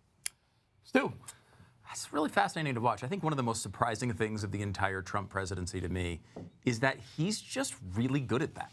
Like, he does that well. I expect him to be good at rallies. I expect him with one-liners and debates. I expect that from him. He actually does a really good job with those things. I mean, the accomplishments are real. The economic accomplishments are real. He was able to frame some divisive things, everything from Rush to abortion to school choice, that are somewhat controversial partisan issues, in ways that are overwhelmingly positive and popular. I do step back and wonder at times, I feel like State of the Union Trump has got a 58% approval rating instead of a 49. I mean, it is something I think he could do a little more of at times. 49% is good, but this is going to be a tough election, and it's very divisive. And I do think that Trump is, laying out that argument is really powerful, I think, to the American people. And I think, the more he can do that, the better as we go through the campaign. Yeah. And the new show is called Stu Does America. Yes, Stu Does America. Please sign up. If you're on YouTube, click over and subscribe. And you got to subscribe to this channel, this network. If you're getting it now because we dropped the paywall, but if you don't subscribe, you have to. And there's a time right now, you use a promo code SOTU, stay SOTU, you get $20 off. But subscribe, because you get Stu, you get Glenn Beck, you get Mark Levin, you get Crowder, you get Phil Robertson, who else do we got here? Bolling? Whatever. Who else we have here? Ali Stuckey and John Miller. John Miller. Yeah. And look, it's all for one price. You get all those shows all for one price. Definitely sign up. If you look at the crawl at the bottom of the screen, right down there underneath that banner, just watch it. That's exactly how you sign up. Do it. It's a great group. We can say whatever we want. We can say F-bombs if we want. We ain't, but we can do that if we want to. Basically, we give you the truth. Sebastian Gorka, thank you so much. Inez Fletcher, thank you so much. Thanks for the pen. Stu, thank you so much. These pens are hot ticket items, everybody. All right, everybody. State of the Union. America. Bye. This is Blaze TV. We are news. The Ukrainian government did this for political reasons to sink Donald Trump's campaign. We are opinion. It is outrageous that a man who wants to be president of the United States compares us with Nazi Germany and the Third Reich. We are entertainment. Hey, you are knocking at the gates of hell, my friend. I don't know why the aliens always come to the redneck part of town, but they do. I just solved global warming while simultaneously pissing off some liberals. We share your beliefs. No, you're not taking my AR-15 from me. Your values. The gospel's always there in the forefront, all the time. And your pride for our great nation. Gotta love America. You don't want to see it destroyed. Blaze TV. News and entertainment for people who love America. We talk to policymakers, we talk to analysts, we talk to media, and we talk to you, Americans. The DNC just strikes people as deeply corrupt. I've always viewed this as our national town hall meeting place. Become a Blaze TV subscriber today. We're so confident that you're going to absolutely love it, we'll let you try it free for 30 days. Visit blazetv.com for details.